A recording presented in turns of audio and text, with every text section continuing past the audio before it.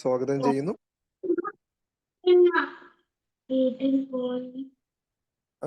ഈ പ്രോഗ്രാം കഴിയുന്നതുവരെ എല്ലാവരും മ്യൂട്ടാക്കി വെക്കാൻ ശ്രദ്ധിക്കുക.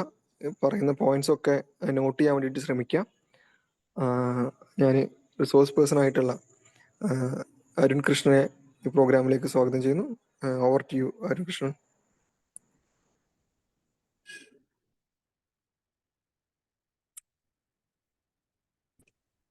കേൾക്കുന്നുണ്ടോ? ഹലോ,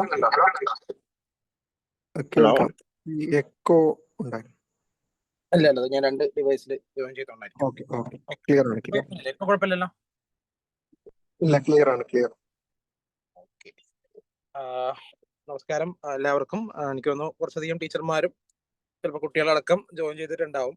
അപ്പോൾ എന്താണ് ഈ പ്രോഗ്രാം എന്നുള്ളത് ജുൽഫർ ഡീറ്റെയിൽ ആയിട്ട് പറഞ്ഞു. പിന്നെ നമ്മുടെ YEP കുട്ടികളെ ഐഡിയ സബ്മിറ്റ് ചെയ്യുന്നുണ്ട്, അല്ലെങ്കിൽ കുട്ടികളെ ഐഡിയ സബ്മിറ്റ് ചെയ്യലാണ് ഇതിന്റെ പരിപാടി എന്നുള്ളതിനെ പറ്റി ഒരു ധാരണയുണ്ട്. പക്ഷെ ഈ ഐഡിയ എവിടെ കിട്ടും, അല്ലെങ്കിൽ എങ്ങനെ ഒരു ഐഡിയ ഉണ്ടാക്കാം എന്നുള്ളതാണ് ഏറ്റവും വലിയൊരു ചോദ്യചിഹ്നമായിട്ടുള്ളത്. എക്സാമ്പിൾ പറയുകയാണെങ്കിൽ നമ്മൾ വയനാട് ജില്ലയിലാണ് ഞാൻ വർക്ക് ചെയ്യുന്നത്. വയനാട് ജില്ലയുടെ പ്രോഗ്രാം എക്സിക്യൂട്ടീവ് ആണ്. അപ്പോൾ നമ്മൾ പിന്നെ ഫേസ് ചെയ്തൊരു പ്രശ്നം എന്ന് വെച്ച് കഴിഞ്ഞാൽ, ഇവിടുത്തെ പല ടീച്ചർമാരും നമ്മൾ ഈ ഒരു പ്രോഗ്രാമായിട്ട് മുന്നോട്ട് വരും. ഈ പ്രോഗ്രാം മാത്രമല്ല, നമുക്ക് പിന്നെ SSKയുടെ കീഴിൽ തന്നെ ഒരുപാട് വേറെ പല പ്രോഗ്രാമുകളും ഉണ്ട്. ഇപ്പം ഈ പറയുന്ന പോലെ സിം അല്ലെങ്കിൽ സൃഷ്ടി എന്നൊക്കെ പറഞ്ഞിട്ട് ഒരുപാട് ഇന്നോവേഷൻ റിലേറ്റഡ് ആയിട്ടുള്ള പ്രോഗ്രാമുകളുണ്ട്. ഇതൊക്കെ ആയിട്ട് പോകുമ്പോഴും സ്കൂളുകളിൽ നിന്ന് പറയുന്നൊരു ടീച്ചർമാർ പറയുന്ന ഒരു വാക്കാണ്, എൻ്റെ സ്കൂളിലെ കുട്ടികൾ അത്രത്തോളം ഐഡിയാസ് ഉള്ള കുട്ടികളല്ല, അല്ലെങ്കിൽ എൻ്റെ കുട്ടികൾക്ക് ഐഡിയ ഇല്ല സാറേ എന്നൊരു വർത്താനം പൊതുവേ പറയാറുണ്ട്. അപ്പോൾ അത് ആ ഒരു ചോദ്യചിഹ്നമാണ്. എന്താണ് ഈ ഐഡിയ, എന്താണ്, അല്ലെങ്കിൽ എന്താണ് ഒരു ആശയം എന്ന് പറഞ്ഞു കഴിഞ്ഞാൽ, അല്ലെ എങ്ങനെയാണ് ഒരു ഐഡിയ കുട്ടികൾക്ക് വരുന്നത് എന്നുള്ളതിനെ പറ്റിയിട്ട് ഒരു ധാരണക്കുറവ് പലപ്പോഴും ടീച്ചർമാർക്കും. ഇനി എന്താണ് ഈ YEP എന്ന പ്രോഗ്രാം? ഇപ്പോൾ എക്സാമ്പിൾ പറയുകയാണെങ്കിൽ YEP ശാസ്ത്രപഥം എന്നാണ് നമ്മുടെ പ്രോഗ്രാമിന്റെ പൂർണ്ണമായിട്ടുള്ള പേര് എന്ന് പറയുന്നത്. എൻ്റെ ഒരു അഭിപ്രായത്തിൽ നമ്മുടെ പ്രോഗ്രാമിന്റെ ഒരു ശാപമായിട്ടുള്ളത് ആ YEPയുടെ പേര് തന്നെയാണ്. YEP ശാസ്ത്രപഥം എന്ന പേരാണ്. കാരണം ശാസ്ത്രപഥം എന്ന പേര് പറയുമ്പോഴേക്കും എല്ലാവരും സയൻസുമായി റിലേറ്റ് ചെയ്ത ആൾക്കാർ മാത്രം, അല്ലെങ്കിൽ സയൻസുമായി റിലേറ്റ് ചെയ്ത പ്രൊജക്ടുകൾ മാത്രമായിരിക്കും ഇതിൽ പങ്കെടുക്കേണ്ടത്, സയൻസ് ടീച്ചർമാർക്ക് മാത്രമായിരിക്കും ഇതിന്റെ ഉത്തരവാദിത്തം ഉള്ളത് എന്നൊരു പൊതുവായൊരു കാഴ്ചപ്പാടിലേക്ക് അത് പോകുന്നുണ്ട് പലപ്പോഴും. അപ്പൊ അതല്ല, എന്താണ് നമ്മുടെ ഉദ്ദേശം? ഇന്നോവേഷൻ ആണ്. YIP, യങ് ഇന്നോവേറ്റേഴ്സ് പ്രോഗ്രാം എന്നാണ് പ്രോഗ്രാമിന്റെ പേര്. അപ്പൊ അതിന്റെ ഉദ്ദേശം ഇന്നോവേഷൻ ആണ് എന്നുള്ളത് കുട്ടികളിലേക്കും ടീച്ചർമാരിലേക്കും എത്തിക്കേണ്ട അത്യാവശ്യമാണ്. അപ്പൊ അതിന്റെ ഒരു ഭാഗമായിട്ടാണ് നമ്മളൊരു വേറൊരു ക്യാമ്പയിൻ, നമ്മൾ YEP രജിസ്ട്രേഷൻ എന്താണ്, അല്ലെങ്കിൽ എങ്ങനെയാണ് YEP പ്രോഗ്രാം പ്രവർത്തിക്കുന്നത്, അതിന്റെ ക്യാഷ് പ്രൈസ് എന്താണ്, അല്ലെങ്കിൽ ഈ പറയുന്ന ഡിസ്ട്രിക്ട് ലെവൽ ഇവാലുവേഷൻ എങ്ങനെയാണ്, സ്റ്റേറ്റ് ലെവൽ ഇവാലുവേഷൻ ആണ്, ഇതൊക്കെ പറയുന്നതിന് മുന്നേ ആയിട്ട് ഈ YEP അല്ലെങ്കിൽ ഇതുപോലത്തെ പ്രോഗ്രാമുകളിലേക്ക് എങ്ങനെയാണ് ഒരു ഐഡിയ സബ്മിറ്റ് ചെയ്യേണ്ടത്, അല്ലെങ്കിൽ എങ്ങനത്തെ ഐഡിയാസ് ആണ് ഇതിലേക്ക് വരേണ്ടത് എന്ന് കുട്ടികൾക്ക് കൃത്യമായിട്ട് പറഞ്ഞു കൊടുക്കേണ്ട ഒരു ആവശ്യകതയെ പറ്റി മനസ്സിലാക്കിയപ്പോഴാണ് നമ്മളൊരു ട്രെയിനിങ്, ഒരു മൊഡ്യൂൾ നമ്മൾ തയ്യാറാക്കി നോക്കി സ്വന്തമായിട്ട്. ഇവിടെ വയനാട് ജില്ലയിൽ എല്ലാ സ്കൂളുകളും നമ്മൾ നേരിട്ടെത്തി, അധികം സ്കൂളുകൾ ഞാൻ തന്നെ നേരിട്ടെത്തിയിട്ട് കൊടുത്തൊരു ട്രെയിനിങ് ആണ്. അത് എത്രത്തോളം ബാക്കി ജില്ലകളിൽ പ്രാവർത്തികമാവും എന്നുള്ളത് അറിയില്ല, എങ്കിലും അതൊരു ട്രയലാണ്. വയനാട് ജില്ലയിൽ അത് ചെയ്തു. ചെയ്തതിനനുസരിച്ച് ഐഡിയ വന്നു എന്നൊന്നും ഞാൻ പറയുന്നില്ല. അതൊരു ക്ലാരിറ്റി, കുട്ടികളിലേക്ക് ഒരു ക്ലാരിറ്റി എത്തിക്കാൻ നമുക്ക് പറ്റിയിട്ടുണ്ട്. അതിൽ നിന്നും ഐഡിയാസ് വരിക എന്നുള്ളത് അതിന്റെ അടുത്ത ഘട്ടമാണ്. അപ്പൊ അതിന്റെ ഒരു ചെറുരൂപമാണ് നമ്മളിപ്പോഴും ഈ ഒരു ഓൺലൈൻ സെഷനിൽ കൂടെ പറയാൻ ഉദ്ദേശിക്കുന്നത്. ജുൽഫർ, ആ PPT ഒന്ന് ഷെയർ ചെയ്യാമോ? ജുൽഫർ കേൾക്കുന്നുണ്ടോ? ജുൽഫർ, ഹലോ കേൾക്കുന്നില്ല? ഷാമിൽ, PPT ഒന്ന് ഷെയർ ചെയ്യോ? ഓക്കെ. ഇതിലെ ഏറ്റവും വലിയ കാര്യം, വയനാട് ജില്ല ഒരു ചെറിയൊരു ജില്ലയാണ്, നമുക്ക് സ്കൂളുകൾ കുറവാണ്. അതുകൊണ്ട് തന്നെ നമ്മൾ സ്കൂളുകളിലേക്ക് എത്തിക്കൊണ്ട് നമുക്ക് അത്യാവശ്യം ഈ ഒരു ക്യാമ്പ് കൊടുക്കാൻ പറ്റിയിട്ടുണ്ട്. മറ്റ് ജില്ലകളിൽ അത്രത്തോളം അത് സ്കൂളിലേക്ക് നേരിട്ട് എത്താൻ പറ്റും എന്നുള്ളത് ഒരു ചോദ്യചിഹ്നമാണ്. നമുക്കിവിടെ വയനാട് ജില്ലയിൽ 160 സ്കൂളുകളാണ് മാക്സിമം ഉള്ളത്. അത് ലൊക്കേഷൻ ബേസിൽ കുറച്ച് ദൂരെയാണെങ്കിലും സ്കൂളുകളിലേക്ക് നമുക്ക് എത്തിപ്പെടാൻ പറ്റിയിട്ടുണ്ടെന്നുള്ളതാണ്. ഓക്കെ, ഒന്ന് PPT ഒന്ന് ഷെയർ ചെയ്യോ ജുൽഫറെ? കേൾക്കുന്നുണ്ടോ? സൗണ്ട് കുറവായിരിക്കും, കാരണം ഞാൻ ചെറിയൊരു എമർജൻസി കേസുമായിട്ടൊന്ന് പുറത്തേക്ക് വന്നതായിരുന്നു. എനിക്കൊരു പെട്ടെന്നൊരു ബുദ്ധിമുട്ടുണ്ടായി, ഞാൻ വണ്ടിയിലാണുള്ളത്, അതുകൊണ്ടാണ്.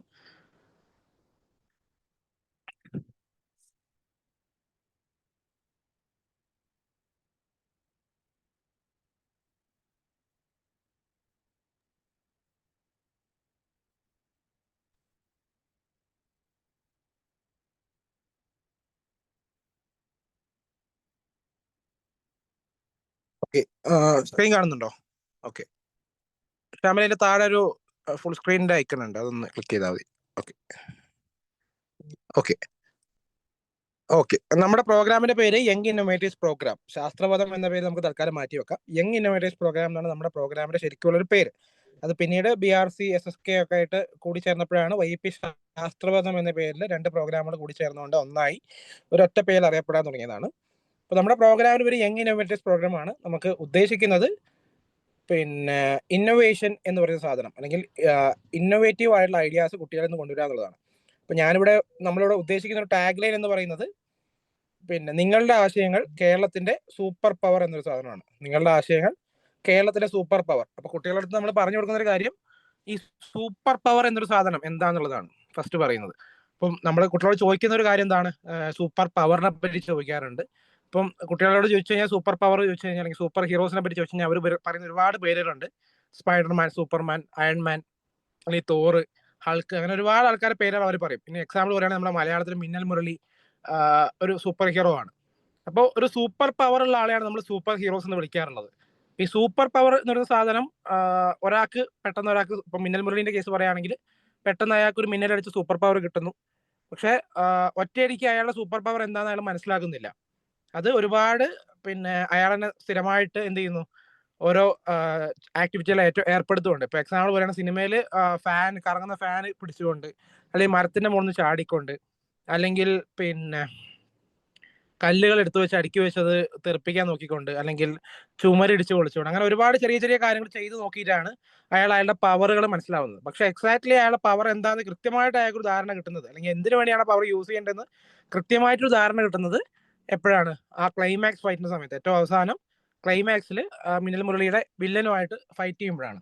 അപ്പോൾ സൂപ്പർ ഹീറോ പവർ, അവരുടെ ഉള്ളിലുള്ള പവർ തിരിച്ചറിയാന്നുള്ളത് ഒരു പ്രശ്നത്തിൽ ഇടപെടുമ്പോഴാണ്, അല്ലെങ്കിൽ ഒരു പ്രശ്നത്തിൽ കൃത്യമായിട്ട് അത് മനസ്സിലാക്കുമ്പോഴാണ് എന്താണ് തന്റെ സൂപ്പർ പവർ എന്ന് മിന്നൽ മുരളിക്കും അല്ലെങ്കിൽ എല്ലാ സൂപ്പർ ഹീറോസിനും മനസ്സിലാവുന്നത്. അപ്പൊ നമ്മൾ കുട്ടികളോട് പറയുന്ന കാര്യം, കുട്ടികൾക്ക് ഒരു സൂപ്പർ പവർ ഉണ്ട്. കുട്ടികൾക്ക് സൂപ്പർ പവർ എന്ന് പറഞ്ഞാൽ നമുക്ക് എല്ലാവർക്കും, മനുഷ്യന്മാർക്ക് എല്ലാവർക്കും ഒന്ന് മ്യൂട്ട് ചെയ്യാമോ? കുട്ടികൾക്ക്, നമ്മുടെ മനുഷ്യന്മാർക്ക് എല്ലാവർക്കും ഒരു സൂപ്പർ പവർ ഉണ്ട്. എന്ത് ചിന്തിക്കാനുള്ള കഴിവ് എന്ന് പറയുന്നത്, അല്ലെങ്കിൽ നമ്മുടെ ചിന്താശേഷി എന്ന് പറയുന്നത് നമുക്ക് ഒരു സൂപ്പർ പവർ ആയിട്ട് കണക്കാക്കാം. എല്ലാ മനുഷ്യന്മാർക്കുള്ള സൂപ്പർ പവർ ആണ്. പക്ഷെ ഇത് നമ്മൾ എപ്പോഴാണ് യൂസ് ചെയ്യേണ്ടതെന്നുള്ളതാണ്. ഫസ്റ്റ് ഓഫ് ഓൾ എപ്പോഴാണ് യൂസ് ചെയ്യേണ്ടതെന്നുള്ളതാണ്. നമ്മൾ ഇൻവെൻഷനെ പറ്റിയും ഇന്നോവേഷനെ പറ്റിയും ആൾക്കാർ പറഞ്ഞു കൊടുക്കുമ്പോൾ നമ്മൾ എപ്പോഴും പറയും ഐസക് ന്യൂട്ടന്റെ പേര് പറയും, തോമസ് അൽവാ എഡിസന്റെ പേര് പറയും, അല്ലെങ്കിൽ ചാൾസ് ബാബേജിന്റെ പേര് പറയും. ഇവരൊക്കെ ഒരു സാധനം കണ്ടുപിടിച്ച ആൾക്കാരാണ്, ഇൻവെന്റർമാരാണ് അല്ലെ. ഐസക് ന്യൂട്ടന്റെ കേസ് പറയുകയാണെങ്കിൽ അയാൾ കണ്ടുപിടിച്ച സാധനമല്ല, പക്ഷെ ഓൾറെഡി ഉള്ള ഒരു ഗ്രാവിറ്റേഷണൽ ഫോഴ്സ് എന്ന് പറഞ്ഞ സാധനത്തിനെ അയാൾ എന്ത് ചെയ്തു, ഡിഫൈൻ ചെയ്തു എന്നുള്ളതാണ്. അത് എന്തുകൊണ്ട് ഡിഫൈൻ ചെയ്തില്ല, എങ്ങനെയാണ് ഡിഫൈൻ ചെയ്തതെന്ന് ചോദിക്കുമ്പോൾ ആപ്പിൾ തലയിൽ വീണ കഥ, അല്ലെങ്കിൽ ആപ്പിൾ തലയിൽ വീണ, അപ്പൊ എന്തുകൊണ്ട് ആപ്പിൾ താഴേക്ക് വീണെന്ന് അയാൾ ചിന്തിക്കേണ്ടായി. ആ ചിന്തിച്ചതിൽ നിന്നും ഈ ഒരു എന്താണ് ഗ്രാവിറ്റേഷൻ ഫോഴ്സ്, എന്താണ്, അല്ലെങ്കിൽ എന്തുകൊണ്ട് ഗ്രാവിറ്റേഷൻ ഫോഴ്സ് ആക്ട് ചെയ്യുന്നു എന്നൊക്കെ പറഞ്ഞ് ലാസ്റ്റ് അയാൾ ന്യൂട്ടന്റെ 1-ാം ചലന നിയമം, 2-ാം ചലന നിയമം, 3-ാം ചലന നിയമം, അങ്ങനെ ഓരോ ലോസ് ഉണ്ടാക്കുകയാണ് ചെയ്തത്. അപ്പൊ അതുകൊണ്ടാണ് നമ്മൾ ഇപ്പോഴും പറയുന്നത് എന്താണ്, ന്യൂട്ടന്റെ 1-ാം ചലന നിയമം, ന്യൂട്ടന്റെ 2-ാം ചലന നിയമം എന്താണ്. ഒരു പക്ഷേ ആപ്പിൾ തലയിൽ വീണില്ലായിരുന്നുവെങ്കിൽ, അല്ലെങ്കിൽ ആപ്പിൾ തലയിൽ വീണിട്ട് അതിനെപ്പറ്റി ചിന്തിക്കാതെ അയാൾ ആപ്പിളും കഴിച്ച് പോയിരുന്നെങ്കിൽ ഒരു പക്ഷേ നമ്മളിപ്പോൾ എന്ത് ചെയ്യില്ല, ഐസക് ന്യൂട്ടനെ പറ്റി സംസാരിക്കില്ല. ഗ്രാവിറ്റേഷൻ ഫോഴ്സ് ചിലപ്പോൾ ഐസക് ന്യൂട്ടൻ അല്ലെങ്കിൽ വേറെ ആൾ കണ്ടുപിടിച്ചിട്ടുണ്ടാവും. ഐസക് ന്യൂട്ടൻ തന്നെ വേണമെന്നൊന്നുമില്ല ഗ്രാവിറ്റേഷൻ ഫോഴ്സ് കണ്ടുപിടിക്കാൻ, കാരണം ഭൂമിയിലുള്ളൊരു ഫോഴ്സ് ആണ് അത്. ഐസക് ന്യൂട്ടൻ അതിനെപ്പറ്റി പഠിച്ചതുകൊണ്ട് ഐസക് ന്യൂട്ടന്റെ പേരിൽ അത് അറിയപ്പെടുന്നു എന്ന് മാത്രം. ഐസക് ന്യൂട്ടൻ അത് കണ്ടുപിടിച്ചില്ലെങ്കിൽ ചിലപ്പോൾ ഭാവിയിൽ വേറെ ഒരാൾ കണ്ടുപിടിക്കുമായിരിക്കും. നമ്മൾ പറയുന്ന ഒരേ ഐഡിയാസ് ചിലപ്പോൾ നമ്മൾ കണ്ടുപിടിച്ചില്ലെങ്കിൽ വേറെ ആൾ കണ്ടുപിടിക്കുമായിരിക്കും. അപ്പോൾ എവിടെയാണ് ഐസക് ന്യൂട്ടൻ ഡിഫറൻ്റ് ആയിട്ട് ചിന്തിച്ചതെന്നുള്ളതാണ്. ആപ്പിൾ എന്തുകൊണ്ട് തലയിൽ വീണു, അല്ലെങ്കിൽ എന്തുകൊണ്ട് മുകളിലേക്ക് പോയില്ല എന്നൊരു ചിന്തയുടെ പുറത്താണ് അവിടെ എന്തുണ്ടായത്, ഒരു ആശയം അല്ലെങ്കിൽ ഒരു ഇൻവെൻഷൻ ഉണ്ടായത് എന്നുള്ളതാണ്. അപ്പോൾ ചിന്ത എന്ന് പറയുന്ന സാധനം എല്ലാവർക്കും ഉള്ളൊരു സൂപ്പർ പവർ ആണ്. ആ സൂപ്പർ പവർ എവിടെ യൂസ് ചെയ്യണം എന്നുള്ളതാണ്, എവിടെ ഉപയോഗിക്കണം എന്നുള്ളതാണ്. അപ്പോഴാണ് നമ്മൾ ഫസ്റ്റ് പറയുന്ന ഈ സ്ലൈഡിന്റെ നെക്സ്റ്റ് സ്ലൈഡ് നോക്കിയോ, നമ്മൾ ഫസ്റ്റ് പറയുന്നത് എവിടെയാണ് ഈ പ്രശ്നം, അല്ലെങ്കിൽ എവിടെയാണ് ഈ ആശയങ്ങൾ ഉണ്ടാവേണ്ടത്, എവിടെയാണ് ഈ പ്രശ്നങ്ങൾ ഉണ്ടാവുന്നത്. നമുക്ക് വേണമെങ്കിൽ YIPയുടെ ടൈമിൽ പറയുകയാണെങ്കിൽ റിയൽ വേൾഡ് പ്രോബ്ലംസ് എന്ന് പറയാം, അല്ലെങ്കിൽ നിത്യജീവിത പ്രശ്നങ്ങൾ എന്ന് പറയാം, അല്ലെങ്കിൽ യഥാർത്ഥ പ്രശ്നങ്ങൾ എന്ന് പറയാം, റിയൽ വേൾഡ്, റിയൽ ലൈഫിലുള്ള പ്രശ്നങ്ങൾ എന്ന് പറയാം. കുട്ടികളെ സംബന്ധിച്ചിടത്തോളം നമുക്ക് വേണമെങ്കിൽ പറയാം കുട്ടികളോട് നിത്യജീവിത പ്രശ്നങ്ങൾ എന്ന് പറഞ്ഞാൽ അവരുടെ നിത്യജീവിതം എന്താണ്. രാവിലെ വീട്ടിൽ നിന്ന് എണീക്കുന്നു, ഉറക്കത്തിൽ ഉണരുന്നു, പല്ല് തേക്കുന്നു, കുളിക്കുന്നു, സ്കൂളിൽ പോകുന്നു, പഠിക്കുന്നു, തിരിച്ച് വീട്ടിൽ വരുന്നു, അതുമായി ബന്ധപ്പെട്ട കാര്യങ്ങൾ, അതായത് സ്കൂള് വീട് സ്കൂള് എന്നൊരു രീതിയിലാണ് അവരുടെ നിത്യജീവിതം പോയിക്കൊണ്ടിരിക്കുന്നത്. അപ്പൊ ഇത്തരത്തിലുള്ള നിത്യജീവിതം, അവരുടെ നിത്യജീവിതത്തിൽ ഉണ്ടാവുന്ന പ്രശ്നങ്ങൾ എന്തൊക്കെയാന്നുള്ളതിനെ പറ്റി നമ്മൾ ആദ്യം ഒരു ധാരണ കൊണ്ടുവരിക എന്നുള്ളതാണ്. പ്രശ്നങ്ങളെ പറ്റി നമ്മൾ സംസാരിച്ചാൽ മാത്രമേ നമുക്കൊരു സൊല്യൂഷനെ പറ്റി പറയാൻ പറ്റുള്ളൂ. ഒരു എക്സാമ്പിൾ തൊട്ടടുത്ത സ്ലൈഡിൽ കാണിക്കുന്നുണ്ട്. ഇപ്പം ഞാൻ വയനാട് ജില്ലേനെ റെപ്രസെന്റ് ചെയ്യുന്നതുകൊണ്ട് വയനാട് ജില്ലയുമായി ബന്ധപ്പെട്ടുള്ള ഒരു പ്രശ്നമാണ് അടുത്ത സ്ലൈഡ് കാണിക്കുന്നത്. നമ്മൾ ജസ്റ്റ് ഗൂഗിളിൽ സെർച്ച് ചെയ്ത് കഴിഞ്ഞാൽ നമുക്ക് ഇതേപോലത്തെ ഹട്ടുകളാണ് വയനാട് ജില്ലേന്റെ ഒരു ഐക്കോണിക് ആയിട്ട് കാണിക്കുന്ന സാധനം. വയനാട് ജില്ല എന്നൂര് എന്ന് പറഞ്ഞൊരു പ്ലേസ് ഒക്കെ ഉണ്ട്, ഒരു ടൂറിസ്റ്റ് പ്ലേസ് ഒക്കെ ഉണ്ട്. അവിടെ ഈ ഒരു ട്രൈബൽ കമ്മ്യൂണിറ്റികളെ റെപ്രസെന്റ് ചെയ്തിട്ടുള്ള ഇത്തരത്തിലുള്ള ഹട്ടുകളാണ് അവിടെ കൊടുത്തിട്ടുള്ളത്. അതായത് വയനാട് എന്ന് പറയുമ്പോൾ എപ്പോഴും ഒരു ട്രൈബൽ ഏരിയ അല്ലെങ്കിൽ ട്രൈബൽ കമ്മ്യൂണിറ്റികളുടെ ഒരു അവരുടെ സ്ഥലം, ആദിവാസികളുടെ ഊര് എന്ന രീതിയിൽ തന്നെയാണ് വയനാട് അറിയപ്പെടുന്നത്.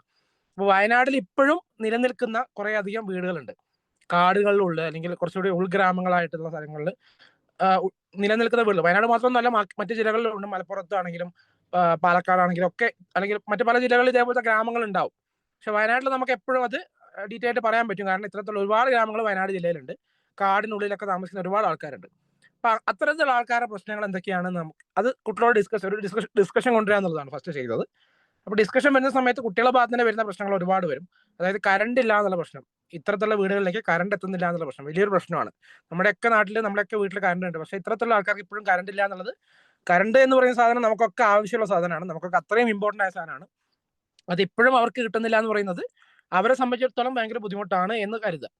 അതേപോലെ അത് മാത്രമൊന്നും ആയിരിക്കില്ല, നല്ലൊരു ഹോസ്പിറ്റൽ സൗകര്യം ഇല്ലാത്തതാവാം, നല്ല വിദ്യാഭ്യാസം ലഭിക്കാത്തതാവാം, വെള്ളമില്ലാത്തതാവാം, അല്ലെങ്കിൽ ഭക്ഷണം ഇല്ലാത്തതാവാം, പിന്നെ വന്യജീവികളുടെ ശല്യമാവാം, അല്ലെങ്കിൽ വീടിന്റെ ചോർച്ചയാവാം, താമസിക്കാൻ കിടക്കുന്ന സമയത്തുള്ള ബുദ്ധിമുട്ടുണ്ടാവാം, വീടിന്റെ സേഫ്റ്റി കുറവാവാം, ഒരുപാട് പ്രശ്നങ്ങളുണ്ട്.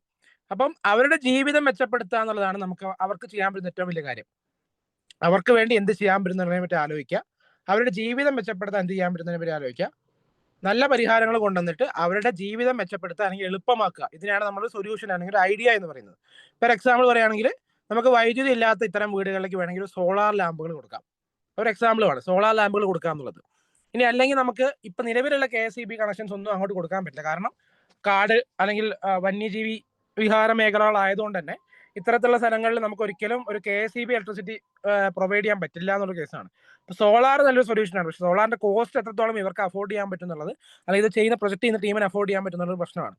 അപ്പൊ ഞാനത് കുട്ടികളോട് ചോദിച്ച സമയത്ത് കുട്ടികൾ പറയുന്ന ഒരുപാട് ഐഡിയാസ് ഉണ്ട്. അതായത് ചെറിയ ടർബൈൻ കാര്യങ്ങളൊക്കെ വെച്ച് അരുവികളും വെള്ളച്ചാട്ടങ്ങളൊക്കെ ഉണ്ടാവും ഇതിന്റെയൊക്കെ സൈഡിൽ, കാടാണല്ലോ, സ്വാഭാവികമായിട്ടും ചെറിയ പുഴകളുണ്ടാവും, ചെറിയ അരുവികളുണ്ടാവും, ചെറിയ വെള്ളച്ചാട്ടങ്ങളുണ്ടാവും. അപ്പൊ അതിന്റെയൊക്കെ ചോട്ടിൽ ചെറിയ ടർബൈൻ വെച്ച് അതിൽ നിന്ന് ആ ടർബൈൻ കറങ്ങുന്നതിലൂടെ ഉണ്ടാവുന്ന ചെറിയ ഇലക്ട്രിക് എനർജികൾ നമുക്ക് എന്ത് ചെയ്യാം, ഇതിലേക്ക് ഇവർക്ക് ആവശ്യമുള്ള കറണ്ടായിട്ട് അത് വേണമെങ്കിൽ മാറ്റിയെടുക്കാം. കുട്ടികൾ പറഞ്ഞ ഐഡിയയാണ്. അല്ലെങ്കിൽ ചെറിയ വിൻഡ് മില്ലുകൾ, അത്യാവശ്യം ചെറിയ കാറ്റൊക്കെ അടിക്കുന്ന സ്ഥലമാണെങ്കിൽ ചെറിയ രീതിയിൽ വിൻഡ് മില്ലുകൾ വെച്ചുകൊണ്ട് നമുക്ക് കറണ്ട് ഉണ്ടാക്കാം. ഇനി ഞാൻ അങ്ങോട്ട് പറഞ്ഞൊരു ഐഡിയ എന്ന് വെച്ച് കഴിഞ്ഞാൽ, നമ്മുടെ സ്കൂൾ ഈ പറയുന്ന തെർമോഡൈനാമിക്സ് ടോപ്പിക് ഒക്കെ പഠിക്കുന്ന സമയത്ത്, ഞാൻ മെക്കാനിക്കൽ എഞ്ചിനീയറിംഗ് പഠിച്ചത്, തെർമോഡൈനാമിക്സ് എന്ന ടോപ്പിക് ഉണ്ട്. അത് പഠിക്കുന്ന സമയത്ത് നമ്മൾ 2 ടോപ്പിക്കുകൾ പഠിക്കുന്നുണ്ട്, പൈറോ ഇലക്ട്രിസിറ്റി, പീസോ ഇലക്ട്രിസിറ്റി. 2 ഫിസിക്സിലെ തെർമോഡൈനാമിക്സ് ഒക്കെ നമ്മൾ ടീച്ചർമാർക്ക് ഒരു പക്ഷേ അറിയുമായിരിക്കും. ഈ പീസോ ഇലക്ട്രിക് എഫക്റ്റ് എന്ന് പറഞ്ഞു കഴിഞ്ഞാൽ, നമ്മളൊരു ഫോഴ്സ് അപ്ലൈ ചെയ്ത് കഴിഞ്ഞാൽ, ഒരു പ്രതലത്തിന് മുകളിൽ ഫോഴ്സ് അപ്ലൈ ചെയ്ത് കഴിഞ്ഞാൽ അതിൽ കറണ്ട് ഉണ്ടാകുന്ന ഒരു പ്രതിഭാസത്തിനാണ് പീസോ ഇലക്ട്രിക് എഫക്റ്റ് എന്ന് പറയാം. പൈറോ ഇലക്ട്രിക് എഫക്റ്റ് എന്ന് പറഞ്ഞാൽ നമ്മളൊരു ടെമ്പറേച്ചർ ഫ്ലോയിൽ ഈ സാധനം വെച്ച് കഴിഞ്ഞാൽ, മെറ്റീരിയൽ വെച്ച് കഴിഞ്ഞാൽ അതിൽ കറണ്ട് ഉണ്ടാകുന്ന ഒരു എഫക്റ്റിനാണ് പറയാം. അപ്പോൾ ഈ ഒരു ആശയം ഞാൻ പോളിടെക്നിക് കോളേജ് പഠിക്കുന്ന സമയത്ത് ഇതേപോലത്തെ ഐഡിയ ഫെസ്റ്റിൽ ഞാൻ മുന്നോട്ട് വെച്ചൊരു ആശയമായിരുന്നു. അതായത് പൈറോ ഇലക്ട്രിക് മെറ്റീരിയൽ ചൂടുള്ള സ്ഥലത്ത് വെച്ച് കഴിഞ്ഞാൽ കറണ്ട് ഉണ്ടാവും, ടെമ്പറേച്ചർ ഫ്ലോ ഉള്ള സ്ഥലത്ത് വെച്ചാൽ കറണ്ട് ഉണ്ടാവും. അപ്പൊ എന്തുകൊണ്ട് നമുക്ക് ഇത്തരത്തിലുള്ള വീടുകളിൽ അടുപ്പുകളുടെ കിച്ചൺ അല്ലെങ്കിൽ ചിമ്മിണി ഭാഗങ്ങളിൽ ഇത്തരത്തിലുള്ള പൈറോ ഇലക്ട്രിക് മെറ്റീരിയൽ വെച്ച് കഴിഞ്ഞാൽ നമുക്ക് അതിൽ കറണ്ട് ഉണ്ടാക്കാൻ പറ്റൂലേ എന്നൊരു ആശയം. ഇപ്പോഴും എനിക്കറിയില്ല ആ മെറ്റീരിയൽ എവിടെ കിട്ടും എന്നുള്ളത് അറിയില്ല, ആ മെറ്റീരിയൽ എങ്ങനെ അത് ഡെവലപ്പ് ചെയ്യാന്നുള്ളതിനെ പറ്റി അറിയില്ല. അതിനെപ്പറ്റി മുന്നോട്ട് ഞാൻ ആലോചിച്ചില്ല എന്നുള്ളതാണ് സത്യം. പക്ഷെ ഒരു ഐഡിയ എന്ന രീതിയിൽ അത് ഇപ്പോഴും നമുക്ക് മുന്നോട്ട് വെക്കാൻ പറ്റുന്ന ഒരു ഐഡിയ ആണ്. പൈറോ ഇലക്ട്രിക് മെറ്റീരിയൽ കൊണ്ടുള്ള ഷീറ്റുകൾ എന്തെങ്കിലും നമുക്ക് ഈ പറഞ്ഞ അടുപ്പിന്റെ അടുത്തോ അല്ലെങ്കിൽ മറ്റെന്തെങ്കിലും സംവിധാനത്തിൽ എടുത്ത് വെച്ച് കഴിഞ്ഞാൽ നമുക്ക് കറണ്ട് ഉണ്ടാക്കാം എന്നുള്ളത്. ഇനി അതേപോലെ വേറൊരു എക്സാമ്പിൾ വേണമെങ്കിൽ പറയാം. നമ്മുടെയൊക്കെ തലയിൽ പേൻ ഉണ്ടാവും, പേൻ എന്ന് പറഞ്ഞ ജീവി. ഈ പേൻ എന്ന് പറഞ്ഞ ജീവി നമ്മുടെ തലയിൽ വസിക്കുന്ന ഒരു ജീവിയാണ്, കാട്ടിലോ അല്ലെങ്കിൽ മറ്റു എവിടെയും വസിക്കുന്ന ജീവിയല്ല, നമ്മുടെ തലയിൽ വസിക്കുന്ന ജീവിയാണ്. ഈ പേനിനെ കണ്ടുപിടിക്കുക എന്നുള്ളത് അത്ര എളുപ്പമല്ല. നമുക്ക് എന്ത് ചെയ്യണം, ഒരാളുടെ സഹായം എപ്പോഴും പേൻ നോക്കാൻ വേണ്ടി വരും. കാരണം നമുക്ക് ഒറ്റയ്ക്ക് പേൻ നോക്കി കണ്ടുപിടിക്കൽ കുറച്ച് ബുദ്ധിമുട്ടാണ്. അപ്പൊ അങ്ങനെ ഒരു സാഹചര്യം വരുമ്പം എങ്ങനെ നമുക്ക് തന്നെ പേനിനെ നോക്കാം എന്നുള്ളതിനെ പറ്റിയിട്ട് ആലോചിച്ച് നോക്കാം. അപ്പൊ ചില കുട്ടികൾ പറയുന്ന ഐഡിയ ആണ്, നമുക്ക് പേൻ ചീപ്പിൽ ഒരു ക്യാമറ വെക്കാം. ചെറിയ മൈന്യൂട്ട് ക്യാമറകൾ, മൈക്രോ ക്യാമറകൾ പേൻ ചീപ്പിന്റെ ഉള്ളിൽ വെക്കാം. ഇത് നമ്മളെ ഫോണുമായിട്ട് കണക്ട് ചെയ്യാം, ഈ ക്യാമറ നമ്മുടെ ഫോണുമായിട്ട് കണക്ട് ചെയ്യാം. അപ്പൊ എനിക്ക് എന്ത് ചെയ്യാം, ഈ പേൻ ചീപ്പ് എന്റെ തലയിൽ കൂടെ ഓടുന്നതിനനുസരിച്ചിട്ട് അതിന്റെ വിഷ്വൽസ് എനിക്ക് എന്റെ ഫോണിൽ കിട്ടുന്നു. ആ ഫോണിൽ നോക്കിക്കഴിഞ്ഞാൽ എനിക്ക് തലയിലുള്ള എല്ലാ പ്രശ്നങ്ങളും, പേൻ ഉണ്ടെങ്കിൽ പേന്, അല്ലെങ്കിൽ വേറെ എന്തെങ്കിലും ബുദ്ധിമുട്ടുണ്ടെങ്കിൽ അത്, ഇനി വേറെ ഏതെങ്കിലും ജീവികൾ, ആനയോ കുതിരയോ പുലി എന്തുണ്ടെങ്കിലും നമുക്ക് ഈ ഒരു ക്യാമറയിൽ കൂടെ കാണാൻ പറ്റും എന്നുള്ളതാണ്. സിമ്പിൾ ആയിട്ടുള്ള ഐഡിയ ആണ്. നമുക്ക് ക്യാമറ നമ്മുടെ നാട്ടിൽ കിട്ടും, പെയിൻ ജീപ്പ് നമ്മുടെ നാട്ടിൽ കിട്ടും, ക്യാമറയും ഫോണും നമ്മൾ ഈസി ആയിട്ട് കണക്ട് ചെയ്യാം. നമ്മൾ കേൾക്കുമ്പോൾ ഭയങ്കര സ്റ്റുപ്പിഡ് ആയിട്ടുള്ള ഐഡിയ ആയിട്ട് തോന്നും. പക്ഷെ നമുക്ക് ഈസി ആയിട്ട് വേണമെങ്കിൽ ചെയ്യാവുന്ന ഒരു ഐഡിയ ആണ് ഈ പറഞ്ഞ പെയിൻ ജീപ്പിൽ ഒരു ക്യാമറ വെക്കുക എന്നുള്ളത്. അതേപോലെ ഈ ദന്ത ഡോക്ടർമാർ, പല്ല് ഡോക്ടർമാർ, അവരുടെ ഒരു ട്രീറ്റ്മെന്റ് ചെയ്യുന്ന സമയത്ത് അവർ യൂസ് ചെയ്യുന്ന ഒരു ചെയർ ഉണ്ട്. അപ്പൊ ഈ ചെറിയ കുട്ടികളൊക്കെ ഈ ഒരു ചെയർ പോയി കിടക്കുന്ന സമയത്ത് അല്ലെങ്കിൽ അവരുടെ പല്ല് ട്രീറ്റ്മെന്റ് ചെയ്യാന്നുള്ളത് കുറച്ച് ഇവരെ സംബന്ധിച്ചിടത്തോളം ബുദ്ധിമുട്ടാണ്. കാരണം ഇവർ വായ തുറന്നാലല്ലേ അവർക്ക് വേറെ പണിയെടുക്കാൻ പറ്റുള്ളൂ. അപ്പൊ ഇതെങ്ങനെ ഈ വായ തുറപ്പിക്കുക എന്നുള്ളതാണ് നമ്മുടെ പ്രശ്നം. ചെറിയ കുട്ടികളെ വായ എങ്ങനെ തുറപ്പിക്കുക എന്നുള്ളതാണ്. അപ്പൊ അതിന് നമുക്ക് വേണമെങ്കിൽ സംസാരിക്കുന്ന സമയത്ത് കുട്ടികൾ പറഞ്ഞ ഐഡിയ ആണ്, ജസ്റ്റ് നമ്മൾ ഈ കുട്ടികൾക്ക് ഭക്ഷണം കൊടുക്കാൻ വേണ്ടിയിട്ട് നമ്മൾ കാർട്ടൂൺ പ്ലേ ചെയ്യാറുണ്ട്. കുട്ടികൾക്ക് ഭക്ഷണം കൊടുക്കാൻ വേണ്ടി നമ്മൾ എന്ത് ചെയ്യും, TV കാർട്ടൂൺസോ പൂപ്പി, ഡോറ എന്നൊക്കെ പറഞ്ഞ കാർട്ടൂൺസ് നമ്മൾ പ്ലേ ചെയ്ത് കൊടുക്കും. അപ്പൊ അവർ സ്വാഭാവികമായിട്ടും TV നോക്കിയിരിക്കും അല്ലെങ്കിൽ ഫോൺ നോക്കിയിരിക്കും. നമ്മൾ നൈസായിട്ട് കുട്ടികൾക്ക് ഭക്ഷണം കൊടുത്തിട്ട് നമ്മൾ നമ്മുടെ പണി തീർക്കാറുണ്ട് പലപ്പോഴും. അപ്പൊ അത്തരത്തിലുള്ള ഒരു സംവിധാനം, ജസ്റ്റ് ഈ ഒരു പല്ല് ഡോക്ടർമാരുടെ ചെയറിന്റെ മുകളിൽ ലൈറ്റ് വരുന്ന ഒരു ഭാഗമുണ്ട്, വായിലേക്ക് വെളിച്ചടിക്കുന്ന ഭാഗമുണ്ട്. അവിടെ ഒരു സ്ക്രീൻ വെക്കുന്നു, അതിൽ ഇത്തരത്തിലുള്ള വീഡിയോസ് പ്ലേ ആക്കുന്നു. ആ വീഡിയോയുടെ പ്ലേ ആൻഡ് പോസ് ബട്ടൺ നമ്മുടെ പല്ല് ഡോക്ടർമാരുടെ കയ്യിലുള്ള മെഷീനറീസിന്റെ അല്ലെങ്കിൽ ടൂൾസിന്റെ മുകളിലേക്ക് പ്ലേ ആൻഡ് പോസ് ബട്ടൺ വെക്കുന്നു. സിമ്പിൾ ആയിട്ട് ചെയ്ത ഇത്ര കാര്യമുള്ളൂ. ഒരു ക്യാമറ അല്ലെങ്കിൽ ഒരു ക്യാമറ അല്ല, ഒരു സ്ക്രീൻ വെച്ചു, ആ സ്ക്രീനിന്റെ വീഡിയോ പ്ലേ ചെയ്തു. ആ വീഡിയോ പ്ലേ ചെയ്യുന്നതിന്റെ പ്ലേ ആൻഡ് പോസ് ബട്ടൺ ഒരു ഡിവൈസിന്റെ മുകളിൽ, ഇവരുടെ ടൂളിന്റെ മുകളിൽ സെറ്റ് ചെയ്തു എന്നുള്ളതാണ്. അപ്പൊ ഈ കുട്ടി സ്വാഭാവികമായിട്ട് വന്നിരിക്കുമ്പം അവിടെ വീഡിയോ പ്ലേ ആവുന്നുണ്ട്.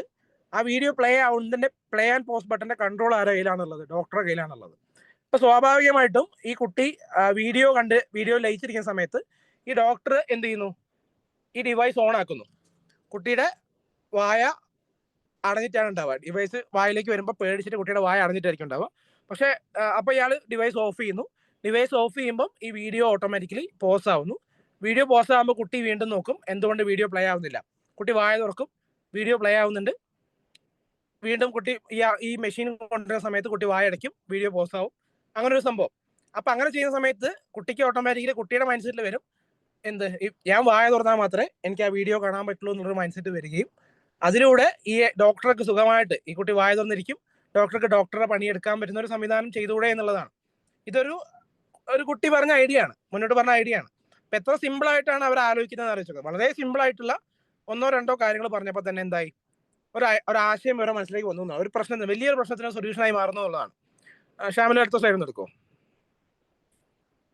അപ്പോ നമുക്ക് വേണ്ട എന്താണ്, കുറച്ച് യഥാർത്ഥ പ്രശ്നങ്ങളാണ്. നമുക്ക് ഐഡിയ ഇല്ല എന്ന് പറയുന്നതിനേക്കാളും നല്ലത് യഥാർത്ഥ പ്രശ്നങ്ങൾ എന്തൊക്കെയാണെന്നുള്ളത് മനസ്സിലാക്കുക എന്നുള്ളതാണ്.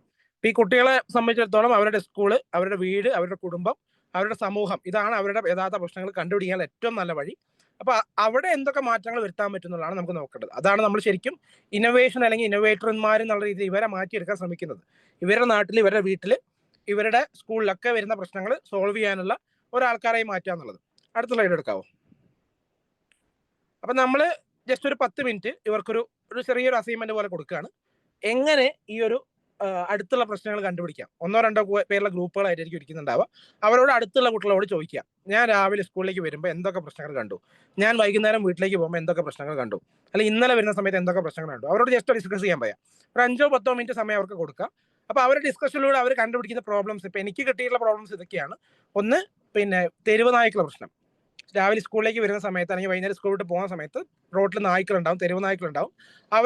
അവർ മൂലം ഉണ്ടാവുന്ന ബുദ്ധിമുട്ട്, തെരുവ് നായ്ക്കൾ കടിക്കുക അല്ലെങ്കിൽ അവരുമായി ബന്ധപ്പെട്ട ബുദ്ധിമുട്ടുണ്ടാവും. ഇനി വയനാട് ജില്ലയിലായതുകൊണ്ട് ഇവിടെ വേറെ കുറേ പ്രശ്നങ്ങളുണ്ട്. ഈ പറയുന്ന ആനിമൽസ്, വൈൽഡ് ആനിമൽസ്, ആന, പുലി, കടുവ, ഇവരൊക്കെ റോട്ടിൽ, പാമ്പ്, ഇവരൊക്കെ റോട്ടിന്മേലുള്ളത് വലിയ പ്രശ്നമാണ്. ഇനി മൂന്നാമതൊരു പ്രശ്നം അവരുടെ ബാഗിന്റെ വെയിറ്റ് ഒരു പ്രശ്നമാണ് അല്ലെ. അതേപോലെ നമ്മുടെ റോട്ടിലെ ചളി വലിയൊരു പ്രശ്നമാണ്. ഇനി റോഡിൽ ചളി ഉണ്ടെങ്കിൽ തന്നെ ആ ഗട്ടറിൽ ചളി അല്ലെങ്കിൽ ചളിവെള്ളം കെട്ടി നിൽക്കുമ്പോൾ അതിലേക്ക് ഒരു കാറ് വന്ന് ചാടുന്നു. ഈ യൂണിഫോം ഇട്ട് വരുന്ന കുട്ടിയുടെ മേത്തേക്ക് കാറ് ചളിവെള്ളം തെറിപ്പിച്ച് പോകുന്നൊരവസ്ഥ. അപ്പൊ ഈ കുട്ടി എന്താവുന്നുണ്ട്, മൊത്തത്തിൽ ചളിയിൽ കുളിച്ച് ആകെ ഒരു അവസ്ഥയിൽ സ്കൂളിലേക്ക് വരുന്ന ഒരു അവസ്ഥ ഉണ്ടാവാറുണ്ട്. അല്ലെങ്കിൽ ബസ്സിൽ കയറുന്ന സമയത്ത് നമ്മൾ ST പൈസ കൊടുക്കുമ്പോഴുള്ള ബുദ്ധിമുട്ട്, ഈ ബസ്സിലെ കണ്ടക്ടർ നമ്മൾ ചീത്ത വിളിക്കുന്ന കേസുകൾ, അത് ഒരുപാട് കുട്ടികൾ പറയുന്നുണ്ടായിരുന്നു. അതേപോലെ മഴ പെയ്തിട്ട് കുട എടുക്കാൻ മറന്നു പോകുന്ന കേസ്, കുട പലപ്പോഴും മറന്നു പോകുന്നു, മഴ പെയ്ത് മഴ നനഞ്ഞു വരേണ്ട ഒരു അവസ്ഥ വരുന്നു. അതേപോലെ ഈ പറഞ്ഞ പോലെ നമ്മുടെ സ്കൂളിലുള്ള പൈപ്പ് അല്ലെങ്കിൽ അങ്ങനത്തെ വെള്ളത്തിന്റെ സംവിധാനങ്ങളൊക്കെ കേടുപാടുകൾ വന്നിട്ട് സ്കൂളിൽ വെള്ളമില്ലാത്ത അവസ്ഥ, വേസ്റ്റ് മാനേജ്മെന്റ്, ഇതൊക്കെ കുട്ടികൾ പറയുന്ന പ്രശ്നങ്ങളാണ്. എങ്ങനെ പ്രശ്നങ്ങൾ കണ്ടുപിടിക്കാന്ന് ചോദിച്ചു കഴിഞ്ഞാൽ നമുക്ക് പറയാം, നമ്മൾ അവർ കാണുന്നത്, അതായത് ചുറ്റും നോക്കുമ്പോൾ അവർക്ക് ബുദ്ധിമുട്ടുണ്ടാകുന്ന പ്രശ്നങ്ങൾ, അല്ലെങ്കിൽ അവരുടെ സമയവും പണവും കളയുന്ന തരത്തിലുള്ള പ്രശ്നങ്ങൾ, അല്ലെങ്കിൽ അവർക്ക് ഒരു അസ്വസ്ഥത ഉണ്ടാക്കുന്ന ടൈപ്പ് പ്രശ്നങ്ങൾ, ഒരുപാട് ചെറിയ ചെറിയ പ്രശ്നങ്ങൾ ഉണ്ടാവും. ഈ പറയുന്ന ബാഗ് അല്ലെങ്കിൽ ചളി, ഇതൊക്കെ അവരുടെ പ്രശ്നങ്ങളാണ്. അപ്പൊ അതിന് അവരുള്ളിൽ തന്നെ ഇത്തരം പ്രശ്നങ്ങളൊക്കെ നിങ്ങളുടെ പ്രശ്നങ്ങളാണ് എന്നുള്ളൊരു അവബോധം വരുത്തുക എന്നുള്ളതാണ് നമ്മൾ അതിൽ കൂടെ ചെയ്യുന്നത്. അടുത്ത സ്ലൈഡ് നടക്കുമോ ഷ്യാമിലെ? ഇപ്പൊ ഈ ഒരു 10 മിനിറ്റ് നമ്മൾ ജസ്റ്റ് ഒരു ഡിസ്കഷൻ വരുമ്പം ഒന്നോ രണ്ടോ പ്രോബ്ലംസ് അവർ ലിസ്റ്റ് ചെയ്യും. നമുക്കൊരു എക്സാമ്പിൾ കൊടുക്കാൻ വേണമെങ്കിൽ പൈപ്പിന്റെ ലീക്കേജ് എക്സാമ്പിൾ കൊടുക്കാം, ബാഗിന്റെ വെയിറ്റ് ഒരു എക്സാമ്പിൾ കൊടുക്കാം, അല്ലെങ്കിൽ സ്കൂളിലെ വേസ്റ്റ് മാനേജ്മെന്റ് ഒരു എക്സാമ്പിൾ കൊടുക്കാം. അപ്പൊ അതിലൂടെ ഇപ്പം ബാഗിന്റെ വെയിറ്റ് എന്നുള്ള പ്രശ്നം ഞാനത് എന്ത് ചെയ്യുന്നു, ഒരു ഹൈലൈറ്റ് ആയിട്ട് ഞാൻ ഒരു പ്രോബ്ലം, ഇപ്പൊ ഞാൻ ഈ സ്ലൈഡിൽ യൂസ് ചെയ്ത അതാണ് ബാഗിന്റെ വെയിറ്റ്, അതൊരു പ്രശ്നമായിട്ട് എടുത്തു. അപ്പം കുട്ടിയോട് സംസാരിച്ച സമയത്ത് കുട്ടികൾ തന്നെ പറയുന്ന ഒരുപാട് ഐഡിയാസ് ഉണ്ട്. സ്കൂൾ ബാഗ് ബുക്കുകളൊക്കെ സ്കൂളിൽ തന്നെ വെക്കുക, ബാഗിൽ വീട്ടിലേക്ക് കൊണ്ടുപോകണ്ട, അപ്പൊ അങ്ങനെയാണെങ്കിൽ വെയിറ്റ് കുറഞ്ഞല്ലോ എന്ന് പറയാറുണ്ട്. അല്ലെങ്കിൽ സ്കൂളിലേക്ക് പുസ്തകങ്ങൾ കൊണ്ടുവരാതെ വീട്ടിൽ തന്നെ പുസ്തകങ്ങൾ വെക്കുക, സ്കൂളിൽ ആവശ്യമുള്ള പുസ്തകങ്ങൾ മാത്രം കൊണ്ടുവരിക എന്നുള്ള സംവിധാനം.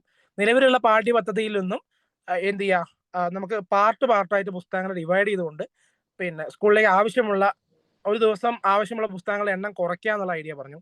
അതേപോലെ ഡിജിറ്റൽ സംവിധാനങ്ങൾ കൊണ്ടുവരുന്നതിനെ പറ്റി പറഞ്ഞു.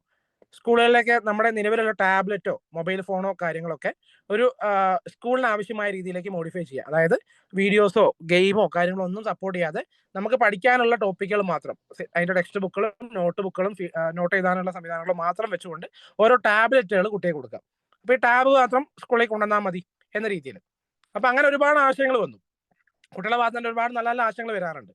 ഒരു എക്സാമ്പിൾ പറയുകയാണെങ്കിൽ ഒരു കുട്ടി പറഞ്ഞൊരു ആശയം എന്ന് വെച്ച് കഴിഞ്ഞാൽ, നമ്മുടെ ബൈക്കിന്റെ ഒക്കെ ഷോക്ക് അബ്സോർബർ ഉണ്ട് ബൈക്കിലെ. അതായത് നമ്മൾ ഒരു കുഴി ചാടുമ്പോൾ ആ കുഴിയിൽ നമ്മൾ ബൈക്ക് ചാടുന്ന സമയത്ത് നമ്മുടെ ബോഡിയിലേക്ക് അത് ബാധിക്കാതിരിക്കാൻ വേണ്ടിയിട്ടാണ് ഈ ഷോക്ക് അബ്സോർബർ കൊടുക്കുന്നത്. അപ്പൊ ഈ ബാഗിന്റെ കേസിലും അങ്ങനെ തന്നെയാണ്. നമ്മൾ കയറ്റൊക്കെ കയറുമ്പോൾ ഈ ബാഗിന്റെ ഒരു ബാലൻസ് ചെയ്യാൻ പറ്റാത്തതുകൊണ്ടായിരിക്കും നമുക്ക് പലപ്പോഴും വെയിറ്റ് നമ്മുടെ ബോഡിയെ ബാധിക്കുന്നുണ്ടാവുക. അപ്പൊ ഈ ബാഗിനെ ഒരു ഷോക്ക് അബ്സോർബർ പോലെ സംവിധാനം വെച്ചിട്ട് ബാലൻസ് ചെയ്യുന്ന രീതിയിലുള്ള സംവിധാനം കൊണ്ടുവന്നാൽ നല്ലതായിരിക്കും എന്നൊരു കുട്ടി ചോദിച്ചതാണ്. നമ്മൾ ട്രെക്കിംഗ് ഒക്കെ ചെയ്യുന്ന ആൾക്കാർ അങ്ങനത്തെ ഒരു സിസ്റ്റം വെച്ച് ചെയ്യാറുണ്ട്. അതായത് ബാഗിനെ ആ ഒരു മൂവ്മെന്റ്, ബാഗിന്റെ ഷെയ്ക്ക് മൂവ്മെന്റുകൾ മാക്സിമം റെഡ്യൂസ് ചെയ്യുക, കൺട്രോൾ ചെയ്തിട്ട് അത് ബാഗ് തന്നെ വെയിറ്റ് ബാലൻസ് ചെയ്യുന്ന രീതിയിൽ സംവിധാനം കൊണ്ടുവരാം. അതുപോലെ ബുക്ക് മഴയത്ത് നനഞ്ഞു പോകുന്ന പ്രശ്നങ്ങൾ ഒരുപാട് കുട്ടികൾ പറഞ്ഞു. അതിനുള്ള സൊല്യൂഷൻ അവർ പറഞ്ഞത് നമ്മുടെ അയൺമാനൊക്കെ സ്യൂട്ട് ചെയ്യുന്ന പോലെ ബാഗിന്റെ ഉള്ളിൽ തന്നെ ഒരു കോട്ട്, ആ കോട്ട് സ്വിച്ച് ഇട്ട് കഴിഞ്ഞാൽ എന്ത് ചെയ്യും, നമ്മുടെ മൊത്തത്തിൽ പൊതിയുന്ന രീതിയിൽ സംവിധാനം അത് പറഞ്ഞിട്ടുണ്ട്. അതേപോലെ നമ്മുടെ ചേമ്പിന്റെ ഇലയിലൊക്കെ ഒരു കോട്ടിംഗ് ഉണ്ട്. ആ കോട്ടിങ് ഏതെങ്കിലും രീതിയിൽ എക്സ്ട്രാക്ട് ചെയ്തിട്ട് നമ്മുടെ യൂണിഫോമിലും അല്ലെങ്കിൽ നമ്മുടെ ഡ്രസ്സിന്റെ മുകളിൽ ഒരു കോട്ടിംഗ് ആയിട്ട് നമുക്ക് കൊടുക്കാൻ പറ്റി കഴിഞ്ഞാൽ ഇത്തരത്തിലുള്ള ചളി വെള്ളങ്ങളൊന്നും നമ്മുടെ ഡ്രസ്സിലേക്ക് അല്ലെങ്കിൽ ബോഡിയിലേക്ക് ബാധിക്കില്ല എന്നുള്ള സംവിധാനം പറഞ്ഞു. അങ്ങനെ ഒരുപാട് ഐഡിയാസ് വന്നു. ഇനി ഞാൻ മേപ്പാടി എന്ന സ്ഥലമുണ്ട്, നമ്മുടെ ഉരുൾപൊട്ടലുണ്ടായിട്ടുള്ള ആ ഒരു നിയറസ്റ്റ് ആയിട്ടുള്ള സ്കൂളാണ്. അവിടെ പൊതുവെ കുറച്ചൊരു ഉള്ളേരിയയാണ്. അത്യാവശ്യം ഇരുടും, വൈകുന്നേരം 4 മണി 5 മണിയൊക്കെ ആകുമ്പോഴേക്ക് തന്നെ അത്യാവശ്യം ഇരുടാവുന്ന ഒരു ഏരിയ, ആ ഒരു ഏരിയ കുറച്ച് ഉൾഭാഗത്തുള്ള ഏരിയാസ് ആണ്. അപ്പൊ അവിടെ ഒരു ഗേൾസ് ഹൈസ്കൂൾ ഉണ്ട്. അവിടെ പോയ സമയത്ത് കുട്ടികൾ പറഞ്ഞു, പിന്നെ ഒരു സേഫ്റ്റി ഇഷ്യൂസ് നല്ലോണം ഉണ്ട്. നമുക്ക് വൈകുന്നേരം സ്കൂളിലോട്ട് വീട്ടിൽ പോകുമ്പം ഈടായി കഴിയുന്നതും പിന്നെ ഈ പറയുന്ന സാമൂഹ്യ വിരുദ്ധര പ്രശ്നങ്ങൾ ഉണ്ടാവും, അല്ലെങ്കിൽ ചെറിയ രീതിയിലുള്ള പേടിപ്പിക്കുന്ന രീതിയിലുള്ള പ്രശ്നങ്ങൾ നല്ലോണം ഉണ്ട്. അപ്പൊ ഇതേ ടാബില്, നമ്മൾ സ്കൂളിലേക്ക് കൊണ്ടുപോകുന്ന ടാബില് ഒരു 3 എമർജൻസി നമ്പർ വെക്കുന്നു. അതിലൊരു ബട്ടൺ ക്ലിക്ക് ചെയ്ത് കഴിഞ്ഞാൽ നമുക്ക് എന്തെങ്കിലും പാനിക് സിറ്റുവേഷൻ വന്നു കഴിഞ്ഞാൽ സ്കൂളിലേക്കും വീട്ടിലേക്കും പോലീസ് സ്റ്റേഷനിലേക്കും ഒരു മെസ്സേജ് കൊടുക്കാൻ പാകത്തുള്ള ഒരു സംവിധാനം കൊണ്ടുവരാന്നുള്ളത്. വേറെ കുട്ടി പറഞ്ഞു ഇതേ ടാബ് തന്നെ ഒരു സൗണ്ട് പുറപ്പെടുവിക്കുക. നമ്മുടെ നായ്ക്കൊന്നും ഇഷ്ടപ്പെടാത്ത ഒരു റേഡിയേഷൻ സൗണ്ട് ഉണ്ടല്ലോ, ആ സൗണ്ട് നമ്മുടെ ടാബിൽ പുറപ്പെടുവിക്കുക, നമ്മുടെ വാച്ചിൽ പുറപ്പെടുവിക്കുക. അപ്പൊ അങ്ങനെ ആകുമ്പോൾ എന്താവും, ഈ തെരുവ് നായ്ക്കളൊക്കെ നമ്മൾ ഓടിക്കാൻ വന്നു കഴിഞ്ഞാൽ നമുക്ക് അതിനെ തിരിച്ചോടിക്കാൻ പറ്റുന്നുള്ളത്, അല്ലെങ്കിൽ നമ്മളെ ആനിമൽസ് പലതും നമ്മളെ ഉപദ്രവിക്കാൻ വന്നു കഴിഞ്ഞാൽ അതിനെ തിരിച്ചോടിക്കാൻ പറ്റുന്നുള്ളത്. അത് കുട്ടികളുടെ ഭാഗത്ത് തന്നെ വരുന്ന ആശയങ്ങളാണ്. നമ്മൾ ജസ്റ്റ് എന്ത് കൊടുക്കുന്നു, നമ്മൾ ഒരുപാട് പ്രോബ്ലംസ് അവരിലേക്ക് ഇട്ട് കൊടുക്കുന്നതാണ്, പ്രശ്നങ്ങൾ ഇട്ട് കൊടുക്കുന്നുള്ളത്. അപ്പൊ ഈ എന്താണ് ഇവരോട് ചെയ്യാൻ പറയുന്നത് വെച്ച് കഴിഞ്ഞാൽ, നെക്സ്റ്റ് സ്ലൈഡ് എടുക്കും, നെക്സ്റ്റ് ഷാബിലെ. ഇവരോട് പറയണ്ടേ, ഇപ്പൊ ഞാൻ പറഞ്ഞ കേസ് വെച്ച് കഴിഞ്ഞാൽ ഈ പറഞ്ഞ ഭാരമേറിയ സ്കൂൾ ബാഗിന് എങ്ങനെ സൊല്യൂഷൻ ഉണ്ടാക്കാം എന്നുള്ളൊരു സാധനത്തിന്റെ മുകളിൽ നോക്കിയപ്പോൾ ഒരു ഡിജിറ്റൽ ഓപ്ഷൻ എന്തുകൊണ്ട് ഉണ്ടായില്ല എന്നുള്ളതാണ്. അതിൽ നിന്നാണ് ഇത്രയും വൈഡ് ആയിട്ട് ഈ ഐഡിയ പോയത്. അതിലൊരു സെക്യൂരിറ്റി ഓപ്ഷൻ ആയിട്ട്, അതിലേക്ക് ഈ തെരുവ് നായ്ക്കളെ ഓടിക്കാനുള്ള ഓപ്ഷൻ ആയിട്ട് പോയി, അല്ലെങ്കിൽ ഇതുമായി ബന്ധപ്പെട്ട ഒരുപാട് കാര്യങ്ങൾ പോയി, ബാഗിനെ റീഡിസൈൻ ചെയ്യുന്ന കാര്യത്തിൽ പോയി. അപ്പൊ ഒരു പ്രോബ്ലമേ നമ്മൾ പറയുന്നുള്ളൂ. ഒരു ഒറ്റ പ്രോബ്ലം പറയുമ്പോൾ തന്നെ അതിൽ തന്നെ മൾട്ടിപ്പിൾ ടൈപ്പ് ഓഫ് ഐഡിയാസ് കുട്ടികളുടെ ഭാഗത്ത് നിന്ന് വരുന്നുണ്ട് എന്നുള്ളതാണ്. ഇനി നെക്സ്റ്റ് ഒന്ന് എടുക്കും. ഇപ്പൊ നമുക്ക് എപ്പോഴും വേണ്ടത് ഒരു പ്രോബ്ലം കണ്ടുപിടിക്കുക എന്നുള്ളതാണ്. പരിധികളില്ലാതെ ആലോചിക്കുക, ഒരു പ്രോബ്ലം കണ്ടുപിടിക്കുക. പ്രോബ്ലം ഒറ്റയ്ക്ക് കണ്ടുപിടിച്ചാൽ പോരാ, അത് അടുത്തുള്ള കൂട്ടുകാരുമായിട്ട് ചർച്ച ചെയ്യുക, അടുത്തുള്ള ടീച്ചർമാരായിട്ട് സംസാരിക്കുക, അടുത്തുള്ള ആൾക്കാരുമായിട്ട് സംസാരിക്കുക. അപ്പൊ അതിന്റെ ഏറ്റവും ബെസ്റ്റ് വെർഷൻ നമുക്ക് അതിന് കിട്ടും. ഇപ്പോൾ ട്രൈബൽ കമ്മ്യൂണിറ്റിയുടെ കേസ് പറയുകയാണെങ്കിൽ അവർക്ക് ആവശ്യമായിട്ടുള്ള കറണ്ടിനേക്കാളും അവർക്ക് ആവശ്യമുള്ള ഹോസ്പിറ്റൽ കേസുകളോ അല്ലെങ്കിൽ വിദ്യാഭ്യാസവുമായി ബന്ധപ്പെട്ട കാര്യങ്ങളോ അല്ലെങ്കിൽ ഫുഡുമായി ബന്ധപ്പെട്ട കാര്യങ്ങളൊക്കെ അവർക്ക് ആവശ്യമുള്ള ഉണ്ടാവും. അപ്പൊ അതിനേക്കാളും ഇമ്പോർട്ടന്റ് ആയിരിക്കില്ല ഒരു പക്ഷെ കറണ്ട് എന്നുള്ളത്. അപ്പൊ അതിന് ഏറ്റവും ഇമ്പോർട്ടന്റ് ആയിട്ടുള്ള കാര്യം ഏതാന്ന് നോക്കുക. ആ ഒരു പ്രശ്നത്തിന് അടുത്ത സ്ലൈഡ് എടുക്കോ. ഒരു പ്രോബ്ലം കിട്ടിക്കഴിഞ്ഞാൽ അതിൽ 1, 2, 3 പോസിബിൾ ഐഡിയാസ് കണ്ടുപിടിക്കാം. 1, 2, 3 പോസിബിൾ ഐഡിയാസ് ഉണ്ടാവും. ഞാൻ ഇപ്പൊ ഈ ഒരു ബാഗിന്റെ പ്രശ്നം പറഞ്ഞപ്പോൾ തന്നെ 3, 4 പോസിബിൾ ഐഡിയാസ് കുട്ടികളുടെ ഭാഗത്ത് തന്നെ വന്നു. അത് ഏറ്റവും നല്ലൊരു ഐഡിയ കണ്ടുപിടിക്കുക എന്നുള്ളതാണ്. ഇനി എങ്ങനെയാണ് ഈ നല്ല ഐഡിയ കണ്ടുപിടിക്കുക എന്നുള്ളതാണ്. എങ്ങനെ ഒരു നല്ല ഐഡിയ കണ്ടുപിടിക്കും, അത് അടുത്ത ചോദ്യം വരാൻ ചാൻസ് ഉണ്ട്. ഒന്ന് അടുത്ത സ്ലൈഡും കൂടെ എടുക്കും. നെക്സ്റ്റ്, എങ്ങനെ നല്ല ഐഡിയ വരുന്നു വെച്ച് കഴിഞ്ഞാൽ നമ്മൾ ഫസ്റ്റ് നോക്കേണ്ടത് നമ്മൾ പറഞ്ഞ ഐഡിയ ഈ ഒരു പ്രശ്നം പരിഹരിക്കുന്നതാണോ എന്നുള്ളതാണ്. നമ്മൾ പറഞ്ഞ പ്രശ്നം പരിഹരിക്കുന്ന ഒന്നാണോ എന്നുള്ളതാണ് ഏറ്റവും ഫസ്റ്റ് നോക്കേണ്ട കാര്യം. രണ്ടാമത്തെ കാര്യം, നിലവിലുള്ള സംവിധാനങ്ങൾ വെച്ച് നോക്കുമ്പോൾ നമ്മൾ പറഞ്ഞ ഐഡിയ വിലക്കുറവുള്ളതാണോ അല്ലെങ്കിൽ അഫോർഡബിൾ ആണോ എന്നുള്ളതാണ്. മൂന്നാമത്, നമ്മൾ പറയുന്ന ഐഡിയ സേഫ് ആണോ എന്നുള്ളതാണ്. ആൾക്കാർക്ക് യൂസ് ചെയ്യാനുള്ള ബുദ്ധിമുട്ടുണ്ടാവോ, സേഫ് ആണോ എന്നുള്ളത് നമ്മൾ നോക്കേണ്ടതുണ്ട്. നാലാമത്, ഉപയോഗിക്കാൻ എളുപ്പമാണോ, നിലവിലുള്ള സംവിധാനങ്ങൾ വെച്ച് നോക്കുമ്പോൾ നമ്മുടെ ഐഡിയ ഉപയോഗിക്കാൻ എളുപ്പമാണോ എന്നുള്ളത്. അഞ്ചാമത്, നിരവധി പേർക്ക് സഹായകരമാകുന്നുണ്ടോ എന്നുള്ളതാണ്. ഈ നിരവധി പേർക്ക് സഹായകരമാകുന്നുണ്ടോ എന്നുള്ളത് അറിയണമെങ്കിലോ അല്ലെങ്കിൽ ഉപയോഗിക്കാൻ എളുപ്പമാണോ എന്നുള്ളത് അറിയണമെങ്കിൽ നമ്മൾ എന്ത് ചെയ്യണം, നമ്മുടെ കസ്റ്റമർ അറിയണം എന്നുള്ളതാണ്. ആരാണ് നമ്മുടെ കസ്റ്റമർ എന്നുള്ളത് അറിയണം.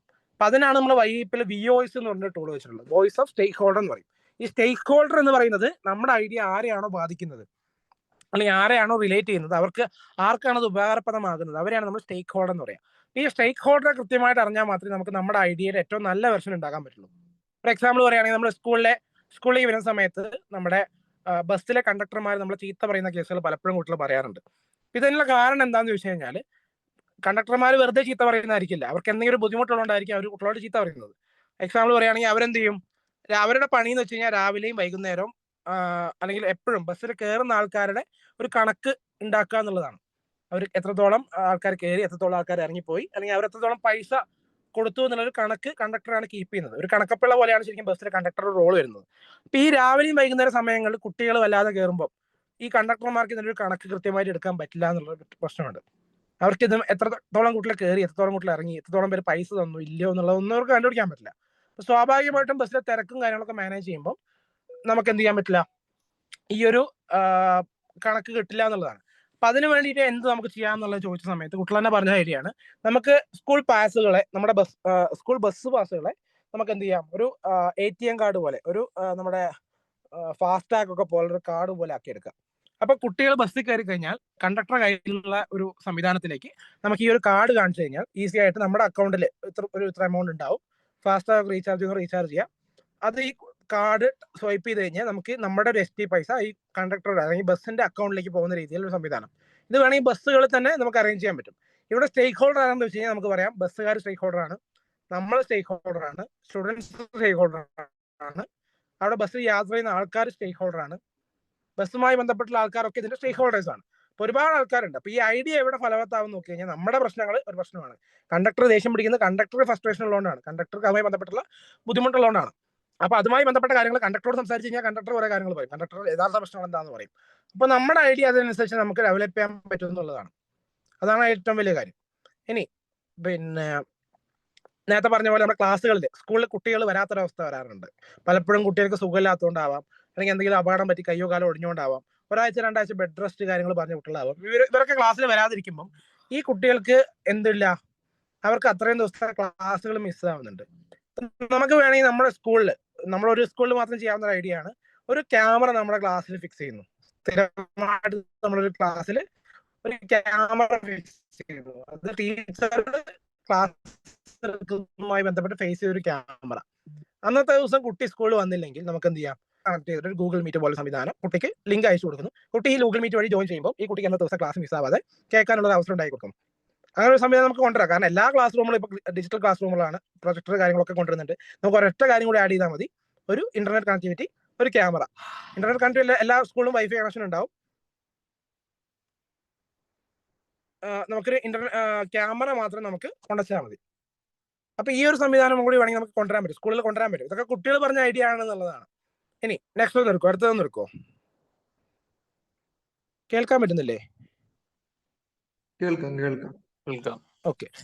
നമ്മള് കുട്ടിയോട് പറഞ്ഞു കൊടുക്കുന്ന ഒരു കഥയാണ്, ഒരു സ്റ്റോറിയാണ്, ഒരു ഇന്നോവേഷൻ സ്റ്റോറി. അതായത് നമ്മൾ സ്റ്റോറിയിൽ പറയുന്നത് മനു മാളു എന്ന് പറയുന്ന 2 കുട്ടികളാണ്. ഈ ഒരു സ്ലൈഡ് പറയുന്നത് മനു മാളു എന്ന് പറഞ്ഞ 2 കുട്ടികളാണ്. ഒന്ന് ക്ലിക്ക് ചെയ്യോ ഷ്യാമിലെ, ജസ്റ്റ് ഒന്ന് ക്ലിക്ക് ചെയ്യോ. മനു മാളു സ്കൂൾ വിട്ട് വന്നപ്പോൾ അവർ കണ്ടത് അവരുടെ മുത്തശ്ശൻ സുഖമില്ലാതെ ഒരു കസേരയിൽ ഇരിക്കുന്നതാണ്. സ്റ്റോറി ഇതാണ്, മുത്തശ്ശൻ സുഖമില്ലാതെ ഒരു കസേരയിൽ ഇരിക്കുകയാണ് അവർ വൈകുന്നേരം വരുമ്പോൾ. അപ്പോ സ്വാഭാവികമായിട്ടും കുട്ടികൾ എന്താണ്, സ്കൂൾ വിട്ട് വീട്ടിൽ പോകുന്ന സമയം ഒന്ന് ആലോചിച്ച് നോക്കാൻ പറയാം. അവർ അത്രയും ഹാപ്പി ആയിട്ട് പോകുന്ന സമയമായിരിക്കും. ആ സമയത്ത് ഇങ്ങനെ മുത്തശ്ശൻ ഇരിക്കുന്ന കാണുമ്പോൾ അവർക്ക് സ്വാഭാവികമായിട്ടും വിഷമാവും. അപ്പൊ എന്താണ് കാരണം എന്നുള്ളത് അവർ അന്വേഷിച്ചു. എന്തുകൊണ്ടാണ് മുത്തശ്ശൻ അങ്ങനെ സുഖമില്ലാതെ ഇരിക്കുന്നത്? നെക്സ്റ്റ് ഒന്ന് എടുക്കുമോ, തൊട്ടടുത്ത്. ഓക്കെ, നമ്മുടെ കാരണം എന്ന് വെച്ച് കഴിഞ്ഞാൽ മുത്തശ്ശൻ അന്നത്തെ ദിവസം മരുന്ന് കഴിക്കാൻ മറന്നുപോയി എന്നുള്ളതാണ്. നമ്മുടെയൊക്കെ മുത്തശ്ശന്മാർക്കുള്ള പ്രശ്നമാണ് മരുന്ന് കഴിക്കാൻ മറന്നു പോകുക എന്നുള്ളത്. ഇപ്പൊ ഇങ്ങനെ മരുന്ന് കഴിക്കാൻ മറന്നുപോയി എന്നുള്ള പ്രശ്നം എങ്ങനെ പരിഹരിക്കാം എന്നുള്ളതായി അവരുടെ ചിന്ത. അപ്പൊ അവർ നോക്കിയപ്പോൾ അവരുടെ മുത്തശ്ശൻ ഒരു വാച്ച് ഉപയോഗിക്കുന്നതാണ്, സ്ഥിരമായിട്ട് കയ്യിൽ വാച്ച് ഉപയോഗിക്കുന്ന ഒരാളാണ്. ഒന്ന് ക്ലിക്ക് ചെയ്യാം. അപ്പൊ ഇവർ ചെയ്ത കാര്യം ഒരു വാച്ച് ഡിസൈൻ ചെയ്യുക എന്നുള്ളതാണ്. മുത്തശ്ശന്റെ വാച്ചിനെ ജസ്റ്റ് ഒന്ന് മോഡിഫൈ ചെയ്യാം, അതിലൊരു അലാറം വെക്കുക. ഇതൊക്കെ കുട്ടികൾ തന്നെ പറയുന്നതാണ്. ഞാൻ ജസ്റ്റ് ഈ ഒരു ക്ലാസ് എടുക്കുമ്പോൾ തന്നെ കുട്ടികൾ പറയുന്ന കേസാണ്. നമുക്കൊരു അലാറം വെച്ചാൽ പോരെ, അല്ലെങ്കിൽ ഇതിൽ ഒരു വോയിസ് കമാൻഡ് കൊടുത്താൽ പോരെ എന്നൊക്കെ അവർ പറയാറുണ്ട്. അപ്പൊ ഇവർ ചെയ്ത കാര്യം ഒരു വാച്ചിൽ ഒരു അലാറം വെച്ചു. ആ അലാറത്തിനൊപ്പം തന്നെ ഒന്ന് ഫുള്ള് ക്ലിക്ക് ചെയ്തോളൂ. അലാറത്തിനൊപ്പം തന്നെ ഷാബിലെ നെക്സ്റ്റ് ക്ലിക്ക് ചെയ്ത് പോയിക്കോളൂ, കുഴപ്പമില്ല. പിന്നെ ഏത് മരുന്നാണ് മുത്തശ്ശൻ ആ സമയത്ത് കഴിക്കേണ്ടതും കൂടെ എഴുതി കാണിക്കുന്ന തരത്തിലുള്ള ഒരു ഐഡിയ അവരുണ്ടാക്കുകയാണ്. അത് അവർ പിറ്റേ ദിവസം YEP-യുടെ കാര്യം കേട്ട സമയത്ത് YEP സബ്മിറ്റ് ചെയ്തു എന്നുള്ളൊരു കഥ, സ്റ്റോറി പോലെ കുട്ടികൾ പറഞ്ഞു കൊടുക്കുകയാണ്. അപ്പൊ കുട്ടികളോട് ചോദിക്കും, ഞാൻ ഇത് കഴിഞ്ഞപാട് അടുത്തൊരു ചോദ്യം ചോദിക്കുന്നത്, പിന്നെ ഇപ്പൊ ഇത് കണ്ണ് കാണുന്ന മുത്തശ്ശൻ അല്ലെങ്കിൽ വായിക്കാൻ അറിയുന്ന മുത്തശ്ശന്മാരാണെങ്കിൽ നമുക്ക് ഈ വാച്ച് കൊണ്ട് പോയിട്ട് കാര്യമുള്ളൂ. ഈ വായിക്കാൻ അറിയാത്ത മുത്തശ്ശനാണ് എന്ത് ചെയ്യും, അല്ലെങ്കിൽ കണ്ണ് കാണാത്ത മുത്തശ്ശനാണ് എന്ത് ചെയ്യും? കുട്ടികൾ പറയും വോയിസ് കമാൻഡ് വേണമെങ്കിൽ കൊടുക്കാം, വാച്ചില് വോയിസ് കമാൻഡ് കൊടുക്കാം. അപ്പൊ ഈ കണ്ണ് കാണുന്നതിനൊപ്പം തന്നെ കണ്ണും കാണില്ല ചെവിയും കേൾക്കില്ല എന്നുള്ള മുത്തശ്ശനാണ് എന്ത് ചെയ്യും? ഇപ്പൊ നമുക്കൊരു സിഗ്നലോ അല്ലെങ്കിൽ എന്തെങ്കിലും വൈബ്രേഷനോ അങ്ങനെ എന്തെങ്കിലും സംവിധാനം അത് വെച്ച് കൊടുക്കാം എന്ന് പറയും. ഇനി അല്ലെങ്കിൽ ഇവരല്ലെങ്കിൽ മുത്തശ്ശനെ കൂടെ നിൽക്കുന്ന ഒരാൾ അല്ലെങ്കിൽ മുത്തശ്ശനുമായി ബന്ധപ്പെട്ടുള്ള ഒരാൾക്ക് നമുക്ക് ഈ ഒരു അവരെ ചുറ്റിപ്പറ്റി ഒരു ഐഡിയ ഡെവലപ്പ് ചെയ്യാൻ പറ്റില്ലേ?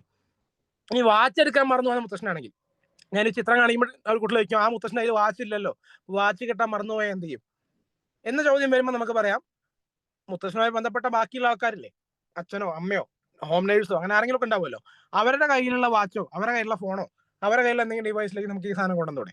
ഇപ്പൊ ഒരു ഐഡിയക്ക് തന്നെ പലതരം വേരിയന്റ് ഉണ്ടാവും.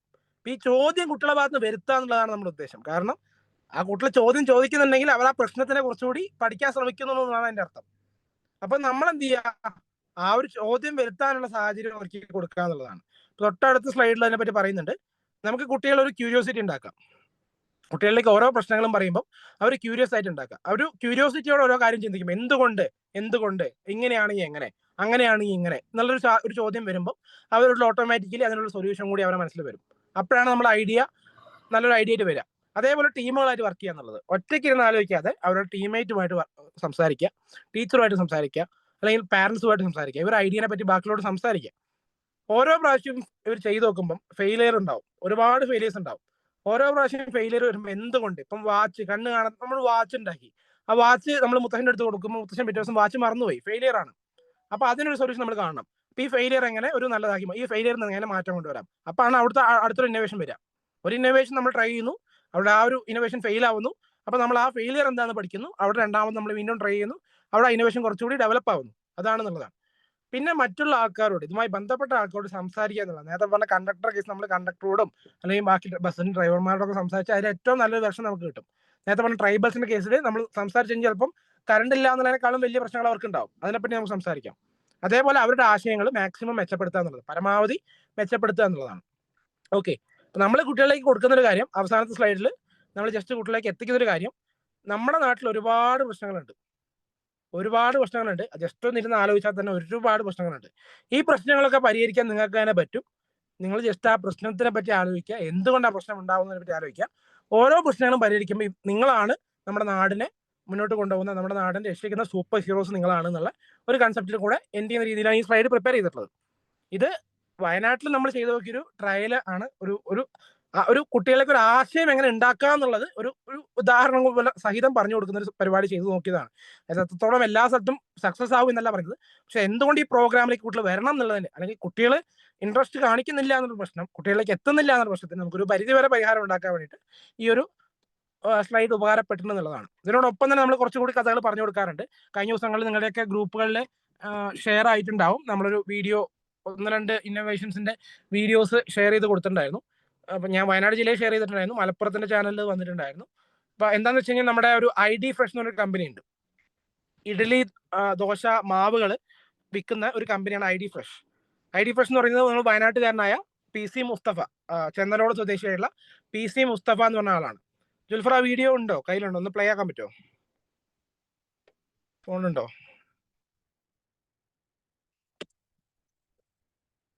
ഓക്കെ, ഞാൻ ജസ്റ്റ് ഒന്ന് പറയാം, എന്നിട്ട് ഞാൻ പ്ലേ ചെയ്യാൻ പറ്റുമോ നോക്കാം. അതായത് PC മുസ്തഫ എന്ന് പറയുന്നത് വയനാട് ചെന്നലോട് സ്വദേശിയായിട്ടുള്ള ഒരാളാണ്. ഇപ്പൊ ഇയാൾ മുന്നോട്ട് വെച്ച ഐഡിയ എന്ന് പറഞ്ഞു കഴിഞ്ഞാൽ, നമ്മുടെയൊക്കെ രാവിലെ അധിക വീട്ടിലും ബ്രേക്ക്ഫാസ്റ്റ് ആയിട്ട് നമ്മൾ കഴിക്കുന്നുണ്ടാവുക ദോശ അല്ലെങ്കിൽ ഇഡ്ഡലി ആയിരിക്കും.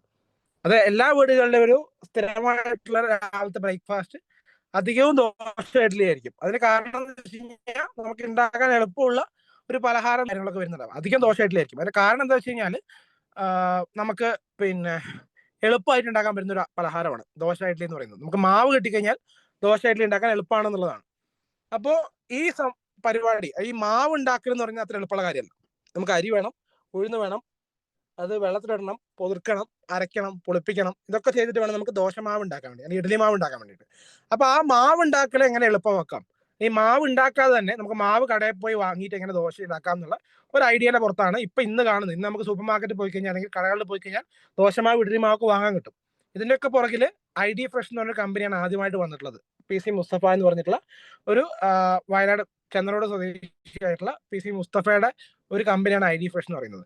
ഈ ഒരു ഐഡിയ എങ്ങനെ വീട്ടിലെ രാവിലത്തെ തിരക്ക് കുറയ്ക്കാം, അമ്മമാർക്കൊക്കെ ഉള്ള ദോശ ഉണ്ടാക്കാനുള്ള, ടീച്ചർമാർക്കായാലും അമ്മമാർക്കൊക്കെ രാവിലെ ദോശ ഉണ്ടാക്കാനുള്ള മാവ് ഉണ്ടാക്കാന്നുള്ള കുറച്ച് ബുദ്ധിമുട്ടാണ്.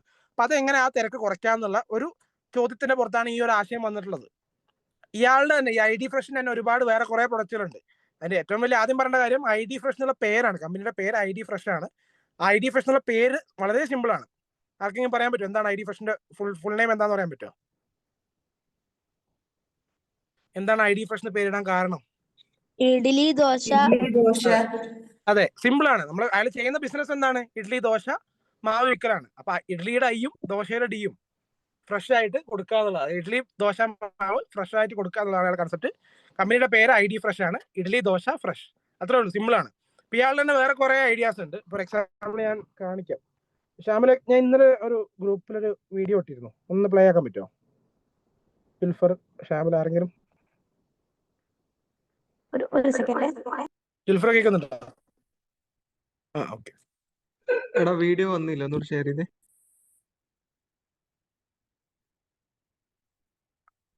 വീഡിയോ ഷെയർ ചെയ്തിട്ടില്ല, PPT തന്നെയാണ് ഷെയർ ആവുന്നത്.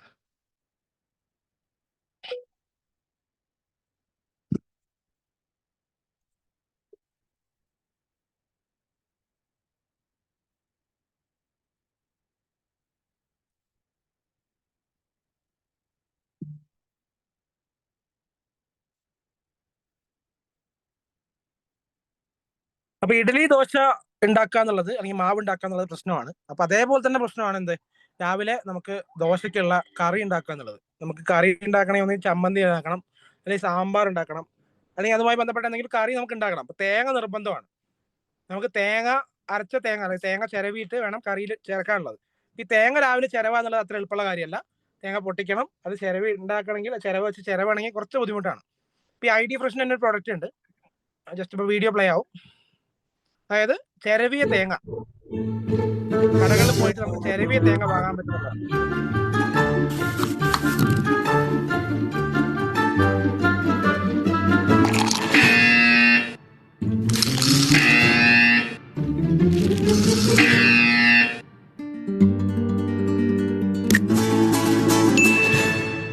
Finally, some news that's not fake. ID presents the world's best packaging for grated coconut. The coconut, grated in the shell for that unmistakable flavor. Hygiene sealed for just grated juicy freshness. ID grated coconut. It's coconut in a coconut. Okay, അതായത് simple ആണ്. പക്ഷെ അവിടെ ഒന്ന് wait ചെയ്യൂ. Simple ആണ്. അയാൾ പറയുന്ന ആ ഒരു വീഡിയോയിൽ പറയുന്ന കാര്യം എന്ന് വെച്ച് കഴിഞ്ഞാൽ, ഒരു ആപ്പിള് നമ്മൾ കട്ട് ചെയ്ത് ജസ്റ്റ് ഗ്ലാസ്സിലേക്ക് വെച്ച് കഴിഞ്ഞാൽ ആപ്പിളിന് ജ്യൂസ് ഉണ്ടാവും? ജ്യൂസ് ഉണ്ടാവില്ല, ഫേക്ക് ആണ്. നമുക്ക് ആപ്പിൾ ജ്യൂസ് അടിക്കുന്ന കുറച്ച് പണിയുണ്ട്. അതേപോലെ നമ്മുടെ ഉരുളക്കിഴങ്ങ് ജസ്റ്റ് കട്ട് ചെയ്ത് ഒരു പാത്രത്തിലേക്ക് ആക്കുമ്പോഴേക്കും അത് ഫ്രഞ്ച് ഫ്രൈസ് ആയിട്ട് മാറുന്നില്ല, അതും കുറച്ച് പണിയുണ്ട്. അതേപോലെ ചോളം ജസ്റ്റ് ഒന്ന് ടാപ്പ് ചെയ്തിടുമ്പോഴേക്ക് ചോളം ജസ്റ്റ് നമുക്ക് ഒഴിവാക്കി ക്ലീൻ ചെയ്തിടുമ്പോഴേക്ക് അതെന്താവുന്നില്ല, നമ്മുടെ പോപ്കോൺ ആവുന്നില്ല. അതിനും കുറച്ച് പണിയുണ്ട്. പക്ഷെ ഇപ്പൊ നമുക്ക് എന്ത് ചെയ്യാൻ പറ്റും, തേങ്ങ ജസ്റ്റ് പൊട്ടിച്ച് പുറത്തേക്ക് ഇടുമ്പോഴേക്ക് ചെറിയ തേങ്ങയായിട്ട് നമുക്ക് കിട്ടുന്നുള്ള കൺസെപ്റ്റ് ആണ് അവർ മുന്നോട്ട് വെച്ചത്. അതായത് ഒരു പാക്കേജ് ആണ് അവർ ഉദ്ദേശിച്ചത്. നമ്മുടെ കോക്കനട്ട് ഷെല്ല് ഉണ്ടല്ലോ, തേങ്ങയുടെ ചിരട്ട അല്ലെങ്കിൽ ഷെല്ല് വെച്ചിട്ട് തന്നെ ചെറിയ തേങ്ങേനെ പാക്ക് ചെയ്ത് കൊടുക്കുന്ന ഒരു സംവിധാനം. ഫ്രഷ് ആയിട്ടുള്ള ചെറിയ തേങ്ങയുടെ ഷെല്ലിൻ്റെ ഉള്ളിൽ തന്നെ അത് പാക്ക് ചെയ്തിട്ട് കൊടുക്കുന്ന ഒരു സിസ്റ്റമാണ് അവർ കൊണ്ടുവന്നിട്ടുള്ളത്. അതായത് ആ ഒരു തേങ്ങയുടെ ഫീല് വെച്ച് തന്നെ ആ ഒരു ചെറിയ തേങ്ങ ആ ഒരു പ്രശ്നത്തെ പരിഹരിക്കുക എന്നുള്ളതാണ് അവർ കണ്ടുവച്ച് മുന്നോട്ട് വെച്ച സാധനം. ഇനി അടുത്തത് വേറൊരു സാധനമാണ്, ഇവർ തന്നെ വേറൊരു പ്രൊഡക്റ്റ് ആണ്. At ID, we always looked around for food problems to solve. This time, we looked up. The tender coconut, a tough nut full of guesswork. Maybe it's time you stop buying them without knowing what you're getting. It's time for coconuts with KYC.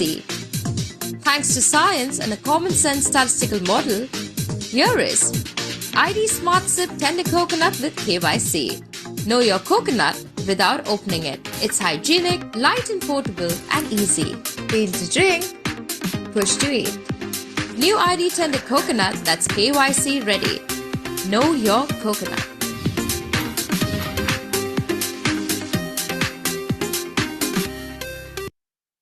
Okay, ഇതെന്ന് വെച്ച് കഴിഞ്ഞാൽ നമ്മൾ ഇളനീര് വെള്ളം കുടിക്കാറുണ്ട്, പലപ്പോഴും ഇളനീര് കുടിക്കാറുണ്ട്. പക്ഷെ നമുക്ക് എപ്പോഴും എന്തുണ്ട്, ഇളനീര് ഗ്ലാസ്സിൽ വെച്ച് കുടിക്കുന്ന അത്ര വലിയ താല്പര്യമുള്ള കാര്യമായിരിക്കില്ല. നമുക്ക് എപ്പോഴും ഇളനീരിന്റെ അതേ ഒരു ഷേപ്പ് തന്നെ തുളയിട്ട് കുടിക്കുന്നതാണ് ഇഷ്ടമുള്ള കാര്യം. അതെന്നാൽ മാത്രമേ നമുക്ക് ഇളനീര് എന്താവുള്ളൂ, ഇളനീരിന്റെ ഒരു ഫീലോടെ കുടിക്കാൻ പറ്റൂ എന്നാണ് നമ്മൾ പൊതുവെ കരുതുക. നമ്മുടെ ഒരു ഫീലിങ്സ് ആണത്. അപ്പൊ അതിന്റെ ഒരു സൊല്യൂഷൻ ആയിട്ട് ഇവർ കൊടുത്തിട്ടുള്ളത്, ഇളനീര് നമ്മൾ പാക്കേജ് ചെയ്ത് പുറത്തേക്ക് കൊടുക്കണം. നമ്മൾ അതേ ഇളനീര് പാക്ക് ചെയ്ത് പുറത്ത് കൊടുക്കണം. അത് വേറെ കുപ്പിയിലാക്കിയിട്ടോ വേറെ പാത്രത്തിലാക്കിയിട്ട് ഒന്നുമല്ല കൊടുക്കുന്നത്. ഇളനീര് തന്നെ അങ്ങനെ തന്നെ പ്രോസസ്സ് ചെയ്തിട്ട് അതിന്റെ മുകളിൽ നമ്മൾ പെപ്സിന്റെ ക്യാനൊക്കെ തുറക്കാൻ പറ്റുന്ന രീതിയിൽ, അല്ലെങ്കിൽ ചെറിയ ക്യാനുകളൊക്കെ തുറക്കുന്ന രീതിയിലുള്ള ഒരു സീലിംഗ് വെച്ചിട്ട് ജസ്റ്റ് ഒരു സീല് പൊട്ടിച്ച് കഴിഞ്ഞാൽ നമുക്ക് അതിൽ സ്ട്രോ ഇട്ടിട്ട് ഇളനീര് വെള്ളം കുടിക്കാം. അടുത്ത സീല് പൊട്ടിച്ച് കഴിഞ്ഞാൽ നമുക്ക് അതിലത്തെ ആ ഉള്ളത്തെ കാമ്പുണ്ടല്ലോ അത് കഴിക്കാം. ആ രീതിയിലുള്ള സിസ്റ്റം കൊണ്ടുവന്നതാണ്. സിമ്പിളാണ്. അതേപോലെ ആ വീഡിയോയുടെ തുടക്കത്തിൽ കാണിക്കുന്ന ഒരു വട മേക്കർ കാണിക്കുന്നുണ്ട്. അതും ഐഡിയുടെ പ്രൊഡക്റ്റ് ആണ്. അതായത് നമ്മുടെ ഉഴുന്നുവട ഉണ്ടല്ലോ, ഉഴുന്നുവട. ഈ ഉഴുന്നുവട ആവണമെങ്കിൽ അതെന്താവണം, അതിൽ തുള വേണം എന്നാ പറയാം. നമുക്ക് ഉഴുന്നുവട പരത്തിയിട്ടാൽ അത് ഉഴുന്നുവട ആവില്ല, അല്ലെങ്കിൽ ഉഴുന്നുവട ഉരുട്ടിയിട്ടാൽ നമുക്ക് ഉഴുന്നുവട ആവില്ല. ഉഴുന്നുവടയിൽ കഴിക്കണമെങ്കിൽ നമുക്ക് ആ തുള വേണം, നിർബന്ധമാണ്.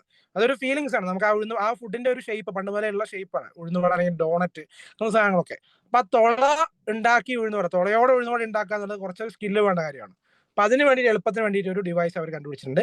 നമ്മുടെ ആ ഉഴുന്നുവടയുടെ മാവ് അവർ കൊടുക്കുന്നുണ്ട്, ഉഴുന്നുവട ഉണ്ടാക്കാനുള്ള മാവ് അവർ വിൽക്കുന്നുണ്ട്. അപ്പൊ ആ മാവിന്റെ പാക്കറ്റിന്റെ മുകളിൽ ചെറിയൊരു അടപ്പ് വെച്ചിട്ടുണ്ട്. ആ അടപ്പിന്റെ മുകളിൽ നിന്ന് അതിന് ചെറിയൊരു മെക്കാനിസം കൊടുത്തിട്ടുണ്ട്. അത് ജസ്റ്റ് അതിൽ കൂടെ സ്ക്വീസ് ചെയ്യുമ്പോൾ എന്താവും, ഉഴുന്നുവടയായിട്ട് തന്നെ അത് എണ്ണയിലേക്ക് വീഴും. നമുക്ക് ആ ഉഴുന്നുവട ആ ഷേപ്പ് തന്നെ ഉണ്ടാക്കാൻ പറ്റുന്ന രീതിയിലാണ്. സിമ്പിൾ ആയിട്ടുള്ള തോട്ടുകളാണ്, വളരെ സിമ്പിൾ ആയിട്ടുള്ള തോട്ടുകളാണ്. ആ വീഡിയോയുടെ തുടക്കത്തിൽ പറയുന്നുണ്ട്, നമ്മളെപ്പോഴും നല്ല ഐഡിയാസിനും ഇന്നോവേഷന് വേണ്ടി നോക്കാറുണ്ട്. ഇപ്രാവശ്യം ഇന്നോവേഷന് വേണ്ടി മുകളിലേക്ക് നോക്കി. അതായത് നമ്മൾ ആകാശത്തേക്ക് നോക്കി, അല്ലെങ്കിൽ നമ്മളെ മരങ്ങളുടെ മുകളിലേക്ക് നോക്കി. മരങ്ങളുടെ മുകളിൽ നോക്കിയപ്പോൾ നമ്മൾ കണ്ടത് തേങ്ങയാണ്, അല്ലെങ്കിൽ തെങ്ങാണ്. തെങ്ങിന്റെ മുകളിൽ തന്നെ ഒരുപാട് പ്രൊഡക്റ്റ് ഉണ്ട്. ഇളനീരുണ്ട്, തേങ്ങയുണ്ട്, അല്ലെങ്കിൽ ഓലയുണ്ട്, മട്ടലുണ്ട്, ഇങ്ങനെ ഒരുപാട് സാധനങ്ങളുണ്ട്. ഈ ഓരോ സാധനങ്ങളും എന്താണ്, ഒരു നല്ലൊരു പ്രൊഡക്റ്റ് ഉണ്ടാക്കാൻ പറ്റുന്ന സാധനമാണ്. ഇളനീരുണ്ടെങ്കിൽ നമുക്ക് ഇളനീരോട് ജ്യൂസ് അടിക്കാം, ഷേക്ക് അടിക്കാം, പുഡിംഗ് ഉണ്ടാക്കാം, ഐസ്ക്രീം ഉണ്ടാക്കാം, ഒരുപാട് സാധനങ്ങൾ ഉണ്ടാക്കാം. തേങ്ങ കൊണ്ട് തേങ്ങ ചിരവി അരച്ച് പായസം ഉണ്ടാക്കാം, ചമ്മന്തി ഉണ്ടാക്കാം, സാമ്പാർ ഉണ്ടാക്കാം, ഒരുപാട് സാധനങ്ങൾ ഉണ്ടാക്കാം. കുറച്ചുകൂടി തേങ്ങ പഴകിക്കഴിഞ്ഞാൽ വെളിച്ചെണ്ണ ഉണ്ടാക്കാം, കൊപ്ര ഉണ്ടാക്കാം, തേങ്ങാ പിണ്ണാക്ക് ഉണ്ടാക്കാം. തേങ്ങയുടെ ചിരട്ട കൊണ്ട് നമുക്ക് കയ്യിലുണ്ടാക്കാം, തവി ഉണ്ടാക്കാം, അല്ലെങ്കിൽ ജ്വല്ലറി ഐറ്റംസ് ഉണ്ടാക്കാം, ക്രാഫ്റ്റ് ഐറ്റംസ് ഉണ്ടാക്കാം. ചകിരി കൊണ്ട് നമുക്ക് എന്ത് ചെയ്യാം, ചവിട്ടി ഉണ്ടാക്കാം, കയറുണ്ടാക്കാം, ഒരുപാട് സാധനങ്ങൾ ഉണ്ടാക്കാം. ഇനി പിന്നെ തേങ്ങയുടെ ഓലയും കൊണ്ട് നമുക്ക് അമ്പലങ്ങളിൽ അലങ്കരിക്കാൻ ഉപയോഗിക്കുന്നുണ്ട്. ഈർക്കിലുകൊണ്ട് നമുക്ക് ഒരുപാട് സാധനങ്ങൾ ഉണ്ടാക്കാം. ഈർക്കിലുകൊണ്ട് അച്ചാർ ഉണ്ടാക്കിയ ഒരു ഹോട്ടലുണ്ട് വയനാട് ജില്ലയിൽ. ഒരു അച്ചാർ, ഈർക്കിലുകൊണ്ട് അച്ചാർ ഉണ്ടാക്കിയ ഒരു ഹോട്ടലുണ്ട്. അപ്പൊ ഈർക്കിലുകൊണ്ട് ഒരുപാട് സാധനങ്ങൾ ചെയ്യാം. പിന്നെ തെങ്ങിന്റെ മട്ടൽ കൊണ്ട് നമുക്ക് ക്രിക്കറ്റ് കളിക്കാൻ ഉപയോഗിക്കാം, അല്ലെങ്കിൽ മറ്റു പല കാര്യങ്ങൾ കൊണ്ട് ഉപയോഗിക്കാൻ പറ്റും. തെങ്ങിന്റെ ആ ഒരു മരം എന്നുള്ള സാധനം തന്നെ നമുക്ക് ഒരുപാട് കാര്യങ്ങൾക്ക്, ഒരു വീടിന്റെ വാതിൽ, ജനൽ, അല്ലെങ്കിൽ കട്ടിൽ, ഇങ്ങനത്തെ സാധനങ്ങളൊക്കെ ഉണ്ടാക്കാൻ വേണ്ടി ഉപയോഗിക്കാം. ഇതൊന്നും വേണ്ട, തെങ്ങിന്റെ മുകളിൽ ഒരു തേങ്ങ ഇടാനുള്ള ഒരു സംവിധാനം നമുക്ക് കൊണ്ടുവരാം. ഒരു തെങ്ങിന്റെ മുകളിൽ നോക്കിയാൽ തന്നെ നമുക്ക് എന്ത് ചെയ്യാം, ഒരുപാട് ആശയങ്ങൾ കിട്ടും. അതുപോലെ കവുങ്ങുണ്ട്, മറ്റു പല മറ്റു പല മരങ്ങളുണ്ട്, മറ്റു പല മൃഗങ്ങളുണ്ട്, മറ്റു പല ജീവികളുണ്ട്. അവർക്കൊക്കെ യൂസ്ഫുൾ ആവുന്ന രീതിയിലുള്ള ചെറിയ ചെറിയ ആശയങ്ങൾ നമുക്ക് കൊണ്ടുവരാം. അപ്പൊ ഐഡിയാസ് സിമ്പിൾ ആയിട്ട് ആലോചിക്കുക, വളരെ സിമ്പിൾ ആയിട്ട്. നമ്മൾ പറയുന്നൊരു കാര്യമുണ്ട്, keep your idea simple and stupid എന്ന് പറയും. KISS കിസ് അല്ലെ. Keep your idea simple and stupid എന്ന് പറയും. അപ്പൊ അതെന്താ വെച്ച് കഴിഞ്ഞാൽ ഏറ്റവും സിമ്പിൾ ആയിട്ട് ആലോചിക്കുക. ഒരു ഐഡിയയുടെ ഏറ്റവും സിമ്പിൾ വെർഷൻ. കുട്ടികളോട് നമ്മൾ പറയുമ്പോൾ എപ്പോഴും അവര് ഭയങ്കര വലിയ ഈ പറയുന്ന പോലെ ചിപ്പും അല്ലെങ്കിൽ പിന്നെ റോബോട്ടും ഡ്രോണൊക്കെ വെച്ചുള്ള വലിയ വലിയ ആശയങ്ങൾ പറയും പല കുട്ടികളും. അത് പറയുമ്പോഴാണ് ബാക്കി കുട്ടികൾക്ക് പേടിയാവുക. ഇത്രയും വലിയ വലിയ കാര്യങ്ങൾ മാത്രമാണ് ആശയങ്ങൾ എന്ന് വിചാരിക്കും. അത്രയും വലിയ കാര്യങ്ങൾ മാത്രമല്ല ആശയം, ചെറിയ ഇത്തരത്തിലുള്ള ചെറിയ സിമ്പിൾ ആയിട്ടുള്ള കാര്യങ്ങൾ പോലും എന്താണ് ഒരു ഇന്നോവേഷൻ ആണ്. അപ്പൊ അങ്ങനെ കുട്ടികളിലേക്ക് ഒരു മെസ്സേജ് പോയിട്ടുള്ളത് എല്ലാവർക്കും ക്ലിയർ ആയി അറിയില്ല. എന്തെങ്കിലും ഡൗട്ടുകൾ ഉണ്ടെങ്കിൽ ചോദിക്കാം.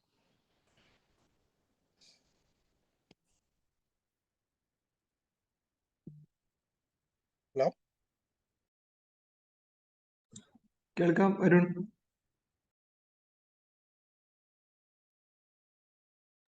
ക്ലിയർ ആണോ? ഞാൻ പറഞ്ഞ കാര്യങ്ങൾ ക്ലിയർ ആണോ? ക്ലിയർ. ഓക്കെ. എനിക്ക് എന്താണ് ടീച്ചേഴ്സിന് എന്താ തോന്നുന്നത്, ഇങ്ങനെ ഒരു സെഷൻ കൊടുത്തു കഴിഞ്ഞാൽ കുട്ടികൾക്ക് കുറച്ചുകൂടി ഐഡിയയിലേക്ക് കൊണ്ടുവരാൻ പറ്റും തോന്നുന്നുണ്ടോ? എന്തെങ്കിലും സജഷൻസ് ഉണ്ടോ?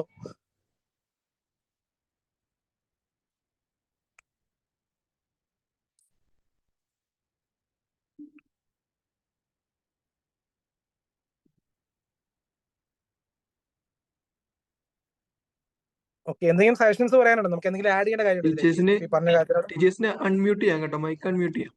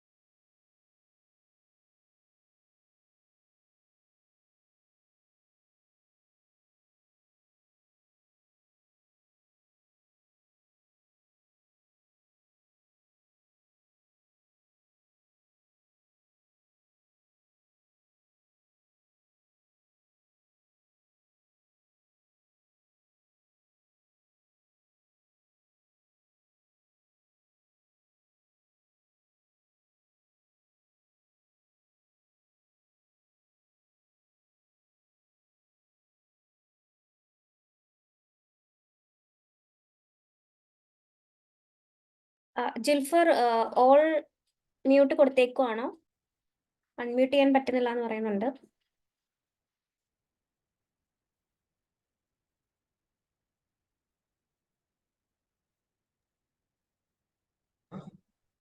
ടീച്ചർമാർ ഒന്നുകൂടെ നോക്കാവോ? ഓക്കെ, ഞാൻ പറയാൻ വന്നത് ഞാൻ മ്യൂട്ടായി പോയി, അതുകൊണ്ടാണ്. പിന്നെ നിങ്ങളൊക്കെ ടീച്ചർമാരാണ്, ഞങ്ങൾ ടീച്ചർമാരല്ല. ഞങ്ങളൊക്കെ ഈ YEP പ്രോഗ്രാമിന് മുന്നോട്ട് കൊണ്ടുവരുന്ന ആൾക്കാരാണ് മാത്രം. ഞങ്ങൾ ആരും ടീച്ചിങ് ബാക്ക്ഗ്രൗണ്ട് വരുന്ന ആൾക്കാരല്ല. അപ്പൊ അതുകൊണ്ട് തന്നെ കുട്ടികളുമായിട്ട് അടുത്തിടപെടുന്ന ആൾക്കാർ നിങ്ങളാണ്. ഈ പറഞ്ഞ PPTക്കും ഒരുപക്ഷെ ഒരുപാട് പ്രശ്നങ്ങൾ ഉണ്ടാവും. ഞാൻ പറഞ്ഞ ക്ലാസ്സിനും ഒക്കെ ഒരുപാട് പ്രശ്നങ്ങൾ ഉണ്ടാവും. നിങ്ങളുടെ ഭാഗത്തുള്ള സജഷൻ കൂടി നമുക്ക് വേണം.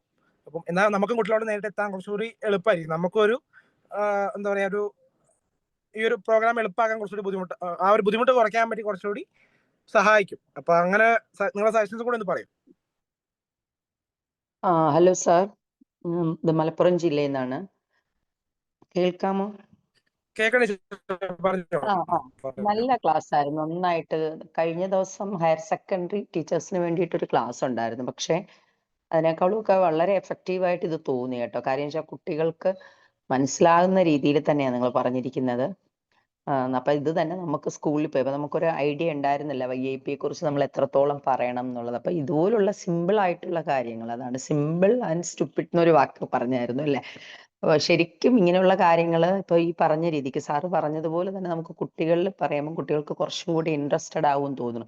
കുട്ടികൾ എപ്പോഴും ഹൈ ലെവലിലാണ് ചിന്തിക്കുന്നത്. അപ്പൊ സാറ് പറഞ്ഞ പോലെ സാധാരണ കുട്ടികളാണ്, ഞങ്ങളെ കൊണ്ട് പറ്റില്ല, ഈ ശാസ്ത്രപദം ഒന്ന് കേൾക്കുമ്പോൾ അവർക്ക് അങ്ങനെയാ വരുന്നത്. ഞങ്ങളെ കൊണ്ട് പറ്റില്ല എന്നും പറഞ്ഞിട്ട് അവർ മാറി നിൽക്കും. അപ്പൊ എന്തായാലും അടുത്ത ദിവസം ഇതിപ്പം നല്ല യൂസ്ഫുൾ ആയി. പെട്ടെന്ന് കണ്ടില്ലെങ്കിൽ കയറി ജോയിൻ ചെയ്താണ് എന്തെങ്കിലും കിട്ടുമെന്ന്. പക്ഷെ നന്നായിട്ട് പ്രസന്റ് ചെയ്തു. ഈ രീതി തന്നെ കുട്ടികൾക്കും എടുക്കാൻ പറ്റും. ഇനി ഇപ്പം ഈ ID ഓഗസ്റ്റ് 15 അല്ലേ ലാസ്റ്റ് ഡേറ്റ് പറഞ്ഞത്? അങ്ങനെയാണ് ഇനി ആ രജിസ്ട്രേഷനും കാര്യങ്ങളും ഒക്കെ ആയിട്ട് ഇനി ഒരു ക്ലാസ് ഉണ്ടാവുമോ? എന്താണ് അതിനെ കുറിച്ചുള്ളത്? ടീച്ചറെ, അതായത് രജിസ്ട്രേഷന് ചെയ്യുന്ന ഒരു ഡീറ്റെയിൽ ആയിട്ടുള്ള ഒരു വീഡിയോ ഉണ്ട്, ഞാൻ അതിന്റെ ലിങ്ക് ഇവിടെ ഷെയർ ചെയ്യാം കേട്ടോ, ചാറ്റിലിടാം. ഓക്കെ, അല്ലെങ്കിൽ ആ ഗ്രൂപ്പില് ഇപ്പൊ ഈ സൂം ലിങ്ക് ഇട്ട് ആ ഗ്രൂപ്പിൽ ഇട്ടാലും മതിയായിരുന്നു. അതിൽ നമ്മൾ ഓൾറെഡി ഷെയർ ചെയ്തിട്ടുണ്ടായിരുന്നു. ഒന്നുകൂടി ഷെയർ ഞങ്ങളിപ്പോ പുതുതായിട്ട് ചെയ്യുന്നതാണ് ഹയർ സെക്കൻഡറിയില്. അപ്പൊ ഒന്ന് ഇട്ടിരുന്നാല് സൗകര്യമായിരുന്നു. ചെയ്യാം ടീച്ചറെ. പിന്നെ ജോയിൻ ചെയ്ത എല്ലാവരും ഞാൻ നിങ്ങളുടെ പേര് ഒരു ഫോർമാറ്റ് അയച്ചിട്ടുണ്ട്, അതേപോലെ നിങ്ങളുടെ ഡീറ്റെയിൽസ് ഒന്ന് ടൈപ്പ് ചെയ്തിടുക. നിങ്ങൾക്ക് ഈ റെക്കോർഡിംഗ് ഞങ്ങൾ മെയിൽ വഴി കൂടെ അയച്ചു തരാം പങ്കെടുത്ത ആളുകൾക്ക്. Okay okay. ഇതിൽ തന്നെയാണോ ഇടേണ്ടത്? ചാറ്റില്? ചാറ്റിൽ തന്നെ ഇട്ടാൽ മതി. നമ്മൾ ഈ ഓക്കെ. PPTസും അതുപോലെ ഇതിന്റെ വീഡിയോസും കാര്യങ്ങളും കൂടെ ഗ്രൂപ്പുകളിൽ ഷെയർ ചെയ്യാം. അപ്പൊ നിങ്ങൾക്ക് അത് യൂസ് ചെയ്ത് മുന്നോട്ട് പോകാൻ ഫോൺ കുഴപ്പമൊന്നുമില്ല. നമ്പർ ആണോ മെയിൽ ID ആണോ വേണ്ടേ? ഫോൺ നമ്പർ ആണോ അല്ല, മെയിൽ ID ആണോ? ഞാൻ പറയാം. നിങ്ങളുടെ ജില്ല, ഡിസ്ട്രിക്ട് ഏതാണെന്ന് ടൈപ്പ് ചെയ്യുക. നിങ്ങളുടെ പേര്, ഡെസിഗ്നേഷന്, സ്കൂളിന്റെ പേര്, HS ആണോ HSS ആണോ, പിന്നെ നിങ്ങളുടെ ഇമെയിൽ ID. ഒറ്റ മെസ്സേജ് ആയിട്ട് ഇതെല്ലാം കൂടെ ടൈപ്പ് ചെയ്തിട്ടാൽ മതി. Okay okay, thank you. Okay. ഇതില് സ്റ്റുഡന്റ് ആയിട്ട് ഞാൻ മാത്രമേ ഉള്ളൂ എന്ന് തോന്നുന്നു. അപ്പൊ ഞാൻ എന്താ ചെയ്യണ്ടേ? സാർ കേൾക്കുന്നുണ്ടോന്ന് ഞാൻ Hello, sir. സ്റ്റുഡന്റ് ആണ് സാർ, സ്റ്റുഡന്റ് ആണ്. അതുപോലെ ഞാനും ഒരു സ്റ്റുഡന്റ് തന്നെയാണ്. കേൾക്കുന്നുണ്ടോന്ന് അറിയില്ല, മ്യൂട്ട് ഓഫ് ആക്കിയെന്നാണ്. അപ്പൊ സാറേ, അപ്പൊ ഞാൻ എന്താ ചെയ്യുന്നത്? ഞങ്ങളെ സാറിന് കയറാൻ പറ്റാത്തതുകൊണ്ട്, അത്യാവശ്യം ഉള്ളതുകൊണ്ട് എനിക്ക് കയറേണ്ടി വന്നതാണ്. എന്താണ് ചെയ്യേണ്ടത് സാറേ? അല്ല, അത് കുഴപ്പമില്ല. നിങ്ങൾ നിങ്ങളുടെ മെയിൽ ID ഇട്ടോളൂ. നിങ്ങൾ എന്താ ഞങ്ങളെ ചെയ്യേണ്ടത്? മെയിൽ ID ഇടാം സാറേ. നിങ്ങൾ എന്താ ചെയ്യേണ്ടത് വെച്ച് കഴിഞ്ഞാൽ നിങ്ങളുടെ ബാക്കി കുട്ടികൾക്ക്, നിങ്ങളുടെ കൂട്ടുകാർ ഒരുപാട് പേരുണ്ടാവും സ്കൂളിലുള്ള, അവർക്ക് കൂടി നല്ല രീതിയിൽ ഒരു സെഷൻ കൊടുത്തു കഴിഞ്ഞാൽ അവർക്ക് ചിലപ്പോൾ നല്ല ഐഡിയാസ് വന്നേക്കാം. അപ്പൊ അവരിലേക്ക് ഇത് എത്തിക്കാൻ ശ്രമിക്കുക എന്നുള്ളതാണ് നിങ്ങൾക്ക് ചെയ്യാൻ പറ്റുന്ന കാര്യം. Okay sir. അതല്ല, ഇതിലിപ്പോ സാറ് ID കൊടുക്കാൻ പറഞ്ഞല്ലോ, നമ്മുടെ ഇപ്പൊ ഒരു നെയിം ഇത്. അപ്പോ ഞങ്ങളിത് കൊടുക്കുകയാണോ അതോ സാറിന്റെ ഞങ്ങൾ ഇനി ചോദിച്ച് പിന്നെ എപ്പോഴെങ്കിലും ഇതാക്കിയാൽ മതിയോ എന്നാണ് എന്റെ സംശയം. ഞാൻ അതാണ് ചോദിച്ചത് സാറിനോട്. ഹലോ ഹലോ ഒന്നും കൂടെ പറയൂ, എന്തായിരുന്നു ചോദിച്ചത്? ഇപ്പൊ സാറ് പറഞ്ഞല്ലോ ഇവിടെ ഉള്ളവരുടെ ID അങ്ങനെയുള്ള ഇപ്പോ പേര് ഇതൊക്കെ കൊടുക്കാൻ പറഞ്ഞല്ലോ. ഓക്കെ, അത് ടീച്ചേഴ്സിന്റെ അടുത്ത് നമ്മൾ പറഞ്ഞതാണ്. ടീച്ചേഴ്സിന്റെ ഡീറ്റെയിൽ നമ്മൾ മെയിൽ, ഇതിന്റെ ഡീറ്റെയിൽസ് എല്ലാം മെയിൽ അയക്കുന്നതിന് വേണ്ടിയിട്ടാണ് നമ്മൾ കളക്ട് ചെയ്യുന്നത്. അപ്പൊ ഈ സാറിന്റെ മെയിൽ അറിയില്ലെങ്കിലും ഞാൻ സാറിന്റെ പേരിൽ എന്റെ മെയിൽ സാറിന്റെ തന്നിട്ട് പിന്നെ അതിൽ വരുന്നത് ഞാൻ സാറിന് സെൻഡ് ചെയ്ത് കൊടുത്താൽ മതിയോ എന്നാണ് എന്റെ ചോദ്യം. ഓക്കെ, അങ്ങനെയാണെങ്കിലും മതി. അങ്ങനെയാണെങ്കിലും മതി സാർ. അപ്പൊ പേരൊക്കെ സാറിന് തന്നെ കൊടുത്തിട്ട് ലാസ്റ്റ് ID ഇന്റേതായിട്ട് കൊടുത്താല് മോന്റെ പേര് തന്നെ കൊടുക്കും. അതാണെങ്കിലും നിന്റെ കുഴപ്പമില്ല. ഡീറ്റെയിൽസ് കൊടുത്തു. സ്റ്റുഡന്റിനും കൂടെ എഴുതിയാൽ മതി കേട്ടോ. സ്റ്റുഡന്റിനും കൂടെ എഴുതിയാൽ മതി. ഓക്കെ. ഹലോ സാർ, കേൾക്കാമോ? കേൾക്കാം, പറയൂ ടീച്ചർ. ഞാൻ സ്റ്റുഡന്റ് ആയിട്ടോ. ഞാൻ ആലപ്പുഴ ജില്ലയിൽ മാവേലിക്കരയിലാണ്. Okay. Mavelikkara government girls higher secondary സ്കൂളിൽ നിന്നാണ് ഞാൻ. അപ്പം ഇതുപോലെ ഞങ്ങളുടെ സാറിനും കേറാൻ പറ്റാതെ എന്നോട് കേറാൻ പറഞ്ഞതാ. അപ്പൊ ഞങ്ങള് ഒരു ജൂലൈ ലാസ്റ്റ് ആയിട്ട് ഈ YIPയുടെ ഒരു ലിങ്ക് അയച്ചു തന്നായിരുന്നു. അപ്പൊ അതിനകത്ത് ഞങ്ങളിപ്പോ 3 പേരായിട്ട് ചെയ്തു. ഈ ഇൻവിറ്റേഷൻ ലിങ്ക് അയച്ചിട്ടും ഞങ്ങൾക്ക് അതിനകത്ത് കേറാൻ പറ്റുന്നില്ല. നിങ്ങൾക്ക് ഞാൻ ഈ ചാറ്റിൽ ഒരു ട്യൂട്ടോറിയൽ വീഡിയോന്റെ ഡീറ്റെയിൽ ആയിട്ടുള്ള ഒരു ലിങ്ക് അയച്ചു അത് ഞങ്ങൾക്ക് ഓൾറെഡി ഗ്രൂപ്പിൽ നിന്ന് കിട്ടിയായിരുന്നു. ഞങ്ങളത് ലൈക്ക് മലയാളത്തിലും ഇംഗ്ലീഷിലും കണ്ടു. പക്ഷെ ചെയ്യാൻ നോക്കിയപ്പോഴും അതല്ല, നമ്മളിപ്പോ പുതിയ സൈറ്റിന്റെ ഒരു വീഡിയോ ആണ്. ഞാൻ അത് ഷെയർ ചെയ്യാം. നിങ്ങൾക്ക് ഈ സൂമിൽ തന്നെ ഷെയർ ചെയ്ത് തരാം കേട്ടോ. ഓക്കെ. ഞങ്ങൾക്ക് പക്ഷെ അത് അങ്ങോട്ട് നേരത്തെ ചെയ്യാൻ പറ്റുന്നില്ല. പിന്നെ നിങ്ങൾ അപ്ഡേറ്റ് ചെയ്ത് കഴിഞ്ഞിട്ടും കേറാൻ നോക്കിയപ്പോഴും ഇതിന്റെ പിൻകോഡ് ഒന്നും ശരിയാവുന്നില്ല. അപ്പൊ ഞങ്ങളൊരു 6-7 പ്രാവശ്യം ചെയ്യാൻ നോക്കി. ലാസ്റ്റ് ഡേറ്റ് 15-ാം തീയതി ആയിരിക്കും. അപ്പം പറ്റുന്നില്ല. തീർത്ത ഞാൻ എന്റെ വാട്സ്ആപ്പ് നമ്പർ, കോൺടാക്ട് നമ്പർ ഞാൻ ചാറ്റിൽ കൊടുത്തിട്ടുണ്ട്. എന്നെ ഒന്ന് കോൺടാക്ട് ചെയ്താൽ മതി. ആലപ്പുഴ അല്ലേ? ആലപ്പുഴ. ഓക്കെ, എന്നെ ഒന്ന് കോൺടാക്ട് ചെയ്താൽ മതി. നമ്മൾ 4 ജില്ലയിലെയും ഡീറ്റെയിൽസ്, കോൺടാക്ട് നമ്പർ നമ്മൾ ഇവിടെ ഷെയർ ചെയ്യുന്നതായിരിക്കും. എന്തെങ്കിലും സൈറ്റിന്റെ ഇഷ്യൂസ് ഉണ്ടെങ്കിൽ നിങ്ങൾ പേഴ്സണലി കോൺടാക്ട് ചെയ്താൽ മതിയാവും. നിങ്ങൾ ഈ നമ്മുടെ ഇന്നത്തെ പ്രോഗ്രാം ഈ പറയുന്ന ഐഡിയ സബ്മിഷൻ ഐഡിയയുമായി ബന്ധപ്പെട്ട് കുട്ടികളിലേക്ക് എത്തിക്കുക എന്നുള്ളതാണ്. അപ്പൊ നമ്മൾ അതുമായി ബന്ധപ്പെട്ട ഡൗട്ട്സുകൾ ചോദിച്ചോളൂ. രജിസ്ട്രേഷന്റെ ഒരു ലിങ്ക് ഞാൻ ഷെയർ ചെയ്തിട്ടുണ്ട്. അപ്പോൾ അത് നമ്മുടെ ഈ പുതിയ സൈറ്റിൽ വളരെ ഡീറ്റെയിൽഡ് ആയിട്ട് തന്നെ പറയുന്ന രൂപത്തിലാണ് അത് പ്ലാൻ ചെയ്തിട്ടുള്ളത്. അപ്പോൾ നിങ്ങൾ ആ ഒരു രജിസ്ട്രേഷൻ ലിങ്ക് കുട്ടികൾക്ക് ഷെയർ ചെയ്ത് കൊടുത്തോളൂ. നിങ്ങളത് വ്യക്തമായിട്ടൊന്ന് കണ്ടോളൂ. അപ്പോൾ ടീച്ചേഴ്സിനുള്ള എല്ലാവിധ സംശയങ്ങളും തീരും. നമ്മുടെ YIP തന്നെ ഹൈസ്കൂളിലെ കുട്ടിയും ഹയർ സെക്കൻഡറിയിലെ കുട്ടിയൊക്കെ ജോയിൻ ചെയ്തിട്ട് വേണമെങ്കിൽ ഐഡിയ സബ്മിറ്റ് ചെയ്യുന്നതൊന്നും പ്രശ്നമില്ല. അപ്പോൾ അതൊക്കെ എങ്ങനെ ചെയ്യാമെന്ന് വളരെ വ്യക്തമായിട്ട് പറയുന്നുണ്ട്. അപ്പോൾ ഞാൻ ചാറ്റിൽ ഇട്ടിട്ടുണ്ട്. നിങ്ങളുടെ പ്രോഗ്രാം എക്സിക്യൂട്ടീവുകൾ നിങ്ങളുടെ ജില്ലാ ഗ്രൂപ്പുകളിലും ഷെയർ ചെയ്യുന്നതാണ്. ചാറ്റിൽ ഇടുന്ന ആളുകൾക്ക് നമ്മൾ മെയിൽ കൂടെ അയക്കാം ഈ ഡീറ്റെയിൽസ് എല്ലാം കേട്ടോ. ഹലോ സാറേ, ഗ്രൂപ്പിലാണോ അതോ ചാറ്റിലാണോ നമുക്ക് രജിസ്ട്രേഷന്റെ വീഡിയോ ഇട്ടേക്കുന്നത്? ചാറ്റിലായിട്ടുള്ളത്. ഗ്രൂപ്പിൽ ഞങ്ങൾ ഷെയർ ചെയ്യാം. മീറ്റിംഗ് കഴിഞ്ഞതിന് ശേഷം ഷെയർ ചെയ്യാം കേട്ടോ. ശരി. കുട്ടികളുടെ പേര് രജിസ്റ്റർ ചെയ്യാനുള്ള ലാസ്റ്റ് ഡേറ്റ് എന്നാ? എല്ലാതും ചെയ്യാനുള്ള നിലവിലെ ലാസ്റ്റ് ഡേറ്റ് ഓഗസ്റ്റ് 15 പറഞ്ഞിട്ടുള്ളത്. ഓക്കെ, രജിസ്ട്രേഷനും ഐഡിയ സബ്മിഷനും എല്ലാം സാറേ അന്ന് വരെ. സാറേ പിന്നെ നമ്മുടെ സ്കൂളിന്റെ ID യൂസർ ഐഡിയും പാസ്വേഡും ചേഞ്ച് ചെയ്യാൻ ഇനി എന്താ മാർഗം? കാരണം സാർ അത് നെക്സ്റ്റ് വീക്ക് കൊടുക്കണേ ചേഞ്ച് ചെയ്യാം സാർ. അത് നിങ്ങളുടെ ജില്ലാ കോർഡിനേറ്റർക്ക് ഒന്ന് അയച്ചു കൊടുത്താൽ മതി. സാർ ഡിസ്ട്രിക്ട് ഏതാ? ഞാൻ മലപ്പുറം. ഓക്കെ സാർ, എനിക്ക് മെസ്സേജ് അയച്ചിട്ടുണ്ടോ എന്ന് എനിക്ക് അറിയില്ല. സുൽഫർ സാർ അല്ലേ സംസാരിക്കുന്നത്? അതെ. ഞാൻ ജസ്റ്റ് ഒന്ന് കോണ്ടാക്ട് ചെയ്തിരുന്നു, പക്ഷെ സാർ പിന്നെ വിളിക്കാൻ ശ്രമിച്ചപ്പോൾ ബിസിയാണ്, അപ്പൊ പിന്നെ കണക്ട് ആയില്ല. എനിവേ ഞാൻ നാളെ ഒന്ന് സ്കൂളിൽ നിന്ന് വിളിക്കാം. Okay thank you. അപ്പൊ നമ്മള് ഇന്നത്തെ ഈ പ്രോഗ്രാമിൽ കാണിച്ചത് നിങ്ങൾക്ക് വെറും സാമ്പിളുകളാണ്. നിങ്ങൾക്ക് ഇത് മാറ്റാം, നിങ്ങളുടെ ഒരു ഇഷ്ടത്തിനനുസരിച്ചിട്ട് നിങ്ങൾക്ക് കുറെ കാര്യങ്ങൾ ചെയ്യാം. ഇതിന്റെ പുറമെ ചെയ്യാൻ പറ്റുന്ന ഒരു സിമ്പിൾ ആയിട്ട് ഒരു കാര്യം എന്ന് പറഞ്ഞാൽ നിങ്ങൾക്ക് ന്യൂസ് പേപ്പർ എടുക്കാം. ഒരു പഴയ കുറച്ച് പേപ്പറുകൾ എടുത്തിട്ട് അതിൽ നിന്ന് കുട്ടികൾക്ക് പോയിന്റ്സ് എടുക്കാൻ പറ്റുന്ന കുറെ പ്രശ്നങ്ങൾ, ചിലപ്പോൾ ഏതെങ്കിലും ഒരു പ്രത്യേക സ്ഥലത്തുള്ള ആക്സിഡന്റുകളാവാം, അങ്ങനെ അല്ലെങ്കിൽ സ്ഥിരമായിട്ട് നടക്കുന്ന എന്തെങ്കിലും പ്രശ്നങ്ങളാവാം. അപ്പൊ അതൊക്കെ നിങ്ങൾക്ക് ഒരു കട്ട് ചെയ്തെടുത്തിട്ട് ഒരു 5-6 കുട്ടികളെ ഒരു ഗ്രൂപ്പ് ആക്കി എടുത്തിട്ട് അവർക്ക് അത് കൊടുക്കാം. ആ രീതിയിലൊക്കെ നിങ്ങൾക്ക് ആലോചിക്കാം. ഓക്കെ, കുട്ടികളിൽ ഐഡിയ ഉണ്ടാക്കുക എന്നുള്ളതാണ് നമ്മുടെ തോട്ട്. നമ്മൾ ഈ ഇത്രയും കാലം നമ്മൾ രജിസ്ട്രേഷൻ ഫോക്കസ് ചെയ്ത് നടന്നു. ഇനി നമ്മൾ കുട്ടികളിൽ നിന്ന് ക്വാളിറ്റി ഉള്ള ഐഡിയാസ് ഉണ്ടാക്കാനുള്ള എന്തൊക്കെ രീതിയിൽ ചെയ്യണം എന്നുള്ളതാണ് നമ്മൾ ഈ ഓവറോൾ ആയിട്ട് പറഞ്ഞതും ഇനി ഇതിന്റെ ഭാഗമായിട്ട് നിങ്ങൾ ചെയ്യേണ്ടത്. നമ്മൾ ഈ PPT കാര്യങ്ങൾ ഷെയർ ചെയ്യുമ്പോൾ നിങ്ങളത് ക്ലാസ്സുകളിൽ അല്ലെങ്കിൽ മാക്സിമം കുട്ടികളിലേക്ക് താല്പര്യമുള്ള ആളുകളൊക്കെ എടുത്തിട്ട് അവർക്ക് ഇത് എത്തിച്ചു കൊടുക്കുക. തീർച്ചയായിട്ടും അവരിൽ നിന്ന് ഈ പറഞ്ഞതുപോലെ പുതിയ ഐഡിയാസ്, പുതിയ തോട്ടുകൾ വരും. അത് നമ്മളൊന്ന് കൈപിടിച്ചു കൊടുത്താൽ ബെറ്റർ ആക്കാൻ പറ്റുന്ന ഐറ്റംസ് ആയിരിക്കും. സ്ലൈഡ് ഒന്ന് ഷെയർ ചെയ്യോ? ഷെയർ ചെയ്യാം. ഓക്കെ. ജുൽഫറെ, അത് ക്യാൻവ ലിങ്ക് ആണ്. ജസ്റ്റ് വേണമെങ്കിൽ ചാറ്റിൽ ഇട്ടാലും അതെല്ലാവർക്കും കിട്ടും. ക്യാൻവ ലിങ്ക് ആണ്. അത് നമുക്ക് വ്യൂവബിൾ ലിങ്ക് ആയിട്ട് മെയിൽ അയച്ചു കൊടുക്കാം, എല്ലാവർക്കും അയച്ചു കൊടുക്കാം.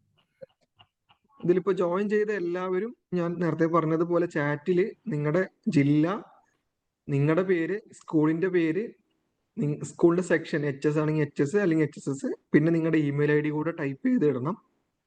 നമ്മൾ ആ മെയിലിലേക്കാണ് ഈ ഡീറ്റെയിൽസ് അയക്കുക കേട്ടോ.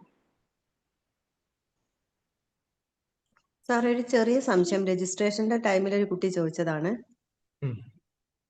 ഇയർ ഓഫ് സ്റ്റഡി എന്നുള്ളത് ഇപ്പൊ 9ാം ക്ലാസ്സിൽ പഠിക്കുന്ന ഒരു കുട്ടിയാണെങ്കിൽ ഇയർ ഓഫ് സ്റ്റഡി എന്നുള്ളത് 9 എന്നാണോ എഴുതേണ്ടത്, അതോ ആ ക്ലാസ്സിൽ ഫസ്റ്റ് ടൈം എന്നുള്ള രീതിയിൽ 1 എന്നാണോ എഴുതേണ്ടത്? അല്ല, ഇയർ ഓഫ് സ്റ്റഡി എന്ന് പറയുമ്പോൾ 9 എന്നാണ് എഴുതേണ്ടത്. അതിൽ പിന്നെ അവരുടെ സ്റ്റാർട്ടിങ് ഇയർ എന്ന് പറഞ്ഞൊരു ക്വസ്റ്റ്യൻ ഉണ്ട്. അപ്പൊ അതില് 9ാം ക്ലാസ്സിൽ പഠിക്കുന്ന 10 വരെയുള്ള കുട്ടികളൊക്കെ എന്താ പറയാ 2025 തന്നെയാണ് കൊടുക്കേണ്ടത്. +1 +2 പഠിക്കുന്ന കുട്ടികൾ +1 ജോയിൻ ചെയ്ത ഇയർ ആണ് കൊടുക്കേണ്ടത്. Okay sir, thank you. Sir, 8ാം ക്ലാസ്സിലെ ഒരു കുട്ടി 2013 ഇയർ ഓഫ് ബർത്ത്. ഇപ്പൊ കുട്ടിക്ക് രജിസ്റ്റർ ചെയ്യാൻ പറ്റണില്ല. അപ്പൊ എന്താ ചെയ്യണ്ടേ? അതായത് ഇന്ന് വരെ 13 വയസ്സ് എന്നുള്ള ഒരു കണക്കിലായിരിക്കും അത് ഉണ്ടാവുക. മീൻസ് ഇപ്പോ 5/8 13 വയസ്സായിട്ടുണ്ടോ എന്നുള്ള ഒരു ക്വസ്റ്റ്യൻ അവിടെ ഉണ്ട്. അതായത് നമ്മുടെ സൈറ്റിൽ നമ്മൾ YAP തുടങ്ങുമ്പോഴേ പറയുന്നുണ്ട് മിനിമം 13 വയസ്സ് മുതൽ 37 വയസ്സ് വരെയുള്ള ആളുകൾക്കാണ് YAPയിൽ പങ്കെടുക്കാൻ പറ്റുക. അപ്പൊ അതിന്റെ ഭാഗമായിട്ടാണ്. കുഴപ്പമില്ല, താൽക്കാലികമായിട്ട് ടീച്ചർ അവരുടെ ഇയർ ഒന്ന് കുറച്ച് കൊടുത്താൽ മതി. ഡേറ്റും മന്തും കറക്റ്റ് ആയിട്ട് കൊടുക്കുക കേട്ടോ. ഓക്കെ.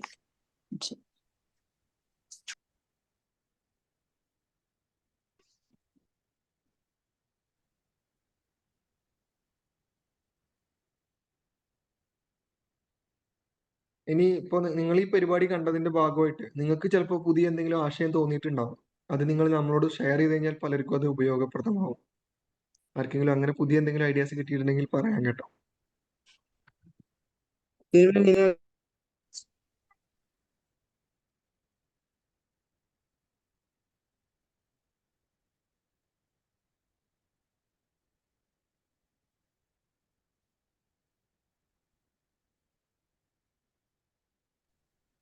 സാറേ, ഈ പ്രോഗ്രാമിനെ കുറിച്ച് ഇന്നത്തെ സെഷൻ നല്ല അടിപൊളിയായിരുന്നു.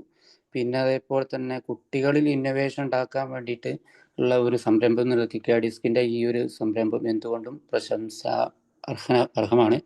കാരണം ഇത് സ്കൂളിൽ ഇപ്പോൾ നമുക്കൊരു ലിമിറ്റ് ഉണ്ട്. അതായത് ഇതിപ്പോൾ നമുക്ക് സെലക്റ്റഡ് ആയിട്ടുള്ള കുട്ടികളെ എടുത്തിട്ട് നമ്മളിങ്ങനെ ഇന്നോവേഷൻ അങ്ങനെ അവരെ ഡെവലപ്പ് ചെയ്ത് കൊണ്ടുവരണം. അതിന് കെയർ ഡിസ്കിനെ പ്രത്യേകം അഭിനന്ദിക്കുന്നു. പക്ഷേ ഇത് അടുത്ത സ്റ്റെപ്പിലേക്ക് പോകുമ്പോൾ ഇത് സിലബസിൽ തന്നെയും പരിഷ്കരിച്ച് ഇങ്ങനെ കുട്ടികളെ ഇന്നോവേറ്റീവ് ആക്കിയിട്ട് കൊണ്ടുവരുന്ന ഒരു തലത്തിലേക്ക് വളരുകയാണെങ്കിൽ ഈ കെയർ ഡിസ്ക് മുന്നോട്ട് വെക്കുന്ന ആ ഒരു തലത്തിലേക്ക് മൊത്തം കേരളത്തെ കൊണ്ടെത്തിക്കാൻ കഴിയും. അതിന് നെക്സ്റ്റ് സ്റ്റെപ്പിലേക്ക് പോകേണ്ടി വരും. എന്തായാലും ഈ ഒരു സ്റ്റെപ്പ് വളരെ ഗംഭീരമായിട്ടുണ്ട്.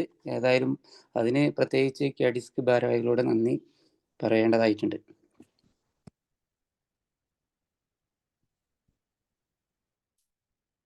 Thank you sir. നമ്മള് സാറ് പറഞ്ഞതുമായി ബന്ധപ്പെട്ട് നമ്മുടെ ഓർമ്മയിൽ ഇല്ലായിട്ടല്ല, നമ്മൾ കരിക്കുലത്തിലേക്ക് ഇംപ്ലിമെന്റ് ചെയ്യുന്നതിന്റെ ഭാഗമായിട്ട് കഴിഞ്ഞ വർഷം സയൻസ് റിലേറ്റഡ് ആയിട്ട് പഠിപ്പിക്കുന്ന ടീച്ചേഴ്സിന് നമ്മൾ അവരുടെ ഒരു മെയ് മാസത്തിലുള്ള അവരുടെ കോഴ്സ് ട്രെയിനിങ്ങിൽ നമ്മൾ കരിക്കുലത്തിൽ ഇംപ്ലിമെന്റ് ചെയ്തു YAP. അതിന്റെ ഭാഗമായിട്ട് നമ്മൾ ഒരു ട്രെയിനിങ്ങുകൾ അവരുടെ ക്യാമ്പുകളിലൊക്കെ നമ്മൾ ട്രെയിനിങ് കൊടുത്തിരുന്നു.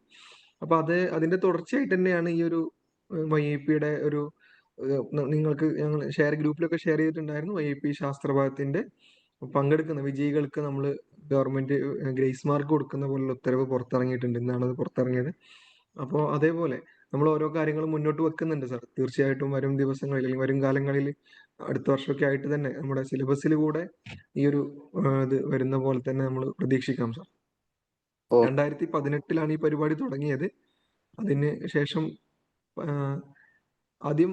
ആദ്യകാലങ്ങളിൽ CBSE കുട്ടികൾക്ക് അല്ലെങ്കിൽ ടീച്ചേഴ്സ് ആയിരുന്നു അല്ലെങ്കിൽ കുട്ടികളായിരുന്നു കൂടുതൽ ഇതിൽ പങ്കെടുത്തിരുന്നത്. അതിന്റെ ഒരു ട്രെൻഡ് മാറി ഇപ്പോൾ CBSE ആളുകൾ വളരെ കുറവാണ്.